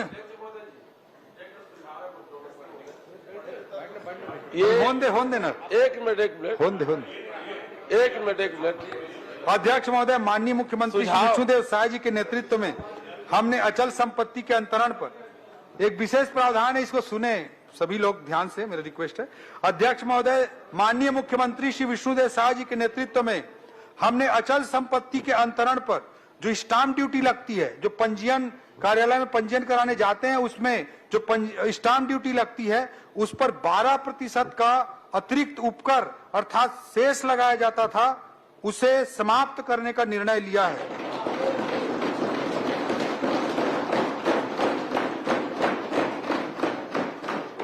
कानून व्यवस्था अंतर्गत अध्यक्ष महोदय, हमारे राज्य में कानून व्यवस्था चुस्त दुरुस्त करने, रिस्पॉन्सिबल एवं रिस्पॉन्सिव पुलिसिंग के लिए बजट में विशेष प्रावधान किए गए हैं। आज आधुनिक युग में जिस तरह से समाज का आधुनिकीकरण हो रहा है, उसी तरह अपराध के भी नए नए रूप देखने को मिल रहे हैं, जैसे कि साइबर क्राइम, साइबर अरेस्ट आदि। इसी वर्ष 5 नवीन साइबर थाने बलौदा बाजार, भाटापारा जिला, धमतरी, महासमुंद, जांजगीर चांपा तथा जसपुर में खोले जाएंगे। साइबर एवं वित्तीय अपराध के रोकथाम, विवेचना इत्यादि के लिए विशेषज्ञों के सेवा प्राप्त करने एवं साइबर फॉरेंसिक शाखाओं को फॉरेंसिक उपकरणों, सॉफ्टवेयर इत्यादि के लिए भी बजटीय प्रावधान किया गया है। ड्रग्स जैसी व्यापक सामाजिक चुनौती से निपटने के लिए 10 जिलों रायपुर, महासमुंद, बिलासपुर, दुर्ग, बस्तर, सरगुजा, कबीरधाम, जसपुर, राजनांदगांव एवं कोरबा में एंटी नारकोटिक्स टास्क फोर्स के गठन हेतु 3 करोड़ रुपए का बजटीय प्रावधान किया गया है। इसके साथ ही किसी भी विशेष परिस्थिति से निपटने के लिए एनएसजी की तर्ज पर एक आधुनिक force SOG, special operation group का गठन करने का निर्णय हमारी सरकार ने लिया है।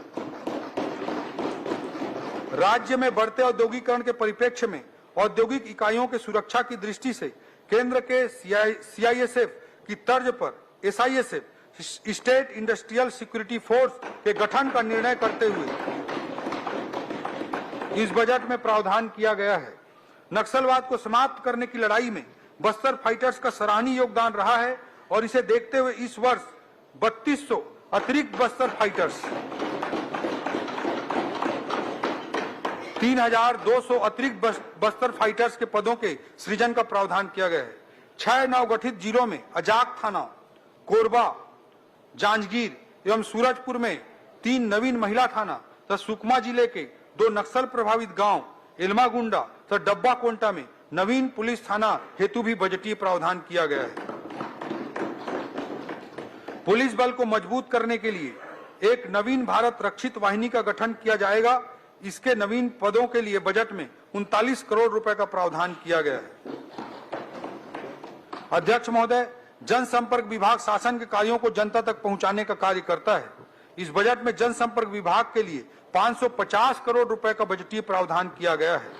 इस बजट में पत्रकार साथियों के समाज में विशेष योगदान को देखते हुए माननीय मुख्यमंत्री जी के निर्देश पर अनेक प्रावधान किए गए हैं। रायपुर में प्रेस क्लब के रिनोवेशन एवं विस्तार हेतु 1 करोड़ रुपए का बजटीय प्रावधान किया गया है। पत्रकार सम्मान निधि की राशि को दोगुना करते हुए 10,000 से बढ़ाकर 20,000 रुपए करने का निर्णय लिया गया है। पत्रकार साथियों के एक्सपोजर विजिट के लिए 1 करोड़ रुपए का बजटीय प्रावधान किया गया है। अध्यक्ष महोदय, इस बार माननीय मुख्यमंत्री विष्णुदेव साय जी के नेतृत्व में राज्य में प्रवासी सम्मेलन भी कराने का निर्णय किया गया है और इसके लिए बजट में प्रावधान किया गया है। अध्यक्ष महोदय, हमारी सरकार ने यह भी निर्णय लिया है कि शासकीय कर्मचारियों को मिलने वाला महंगाई भत्ता डीए बढ़ाकर 53% कर दिया जाएगा।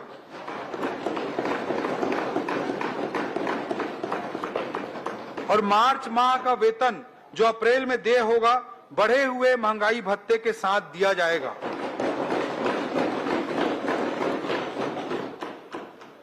वित्तीय अनुशासन वर्ष 2025-26 का बजट अनुमान। अध्यक्ष महोदय, अब मैं वित्तीय वर्ष 2025-26 का बजट अनुमान सदन के समक्ष प्रस्तुत करता हूं। बजट अनुमान सरकार की योजनाओं और प्राथमिकताओं का स्पष्ट प्रतिबिंब होता है। ये केवल संख्याएं मात्र नहीं है अध्यक्ष महोदय, बल्कि सरकार की प्रतिबद्धता का प्रतीक है कि हम छत्तीसगढ़ के विकास और कल्याण के लिए कितनी दूर तक जाने को तैयार हैं। प्राप्तियों का मैं जिक्र करना चाहूंगा अध्यक्ष महोदय। वर्ष 2025-26 में 1,65,100 करोड़ की कुल प्राप्ति का अनुमान है, जो गत वर्ष की अनुमानित प्राप्तियों से 12% अधिक है। कुल प्राप्तियों में राज्य की राजस्व प्राप्तियां 76,000 करोड़, केंद्र से प्राप्तियां 65,000 करोड़ एवं पूंजीगत प्राप्तियां 24,100 करोड़ रुपया अनुमानित है। राज्य की राजस्व प्राप्तियों में कर राजस्व 54,000 करोड़ एवं करेत्तर राजस्व 22,000 करोड़ अनुमानित है। हमारी सरकार द्वारा राजस्व संग्रहण के लिए आधुनिक तकनीकों का उपयोग तथा प्रशासन को सरल और पारदर्शी बनाने के लिए अनेक उपाय किए जा रहे हैं। इससे बिना कोई नया कर अधिरोपित किए राज्य के स्वयं के राजस्व में 11% वृद्धि का अनुमान किया गया है। अध्यक्ष महोदय, व्यय की दृष्टि से वर्ष 2024-25 के लिए कुल व्यय 1,65,000 करोड़ रुपए अनुमानित है, जिसमें राजस्व व्यय 1,38,196 करोड़ एवं पूंजीगत व्यय 26,341 करोड़ अनुमानित है। वर्ष 2024-25 में पूंजीगत व्यय का प्रावधान 22,300 करोड़ था। वर्ष 2025-26 में 26,341 करोड़ रुपए का प्रावधान किया गया है, जो कि गत वर्ष की तुलना में 18% अधिक है। अध्यक्ष महोदय, किसी भी देश, राज्य या संस्था के लगातार विकास में वित्तीय अनुशासन का बहुत अधिक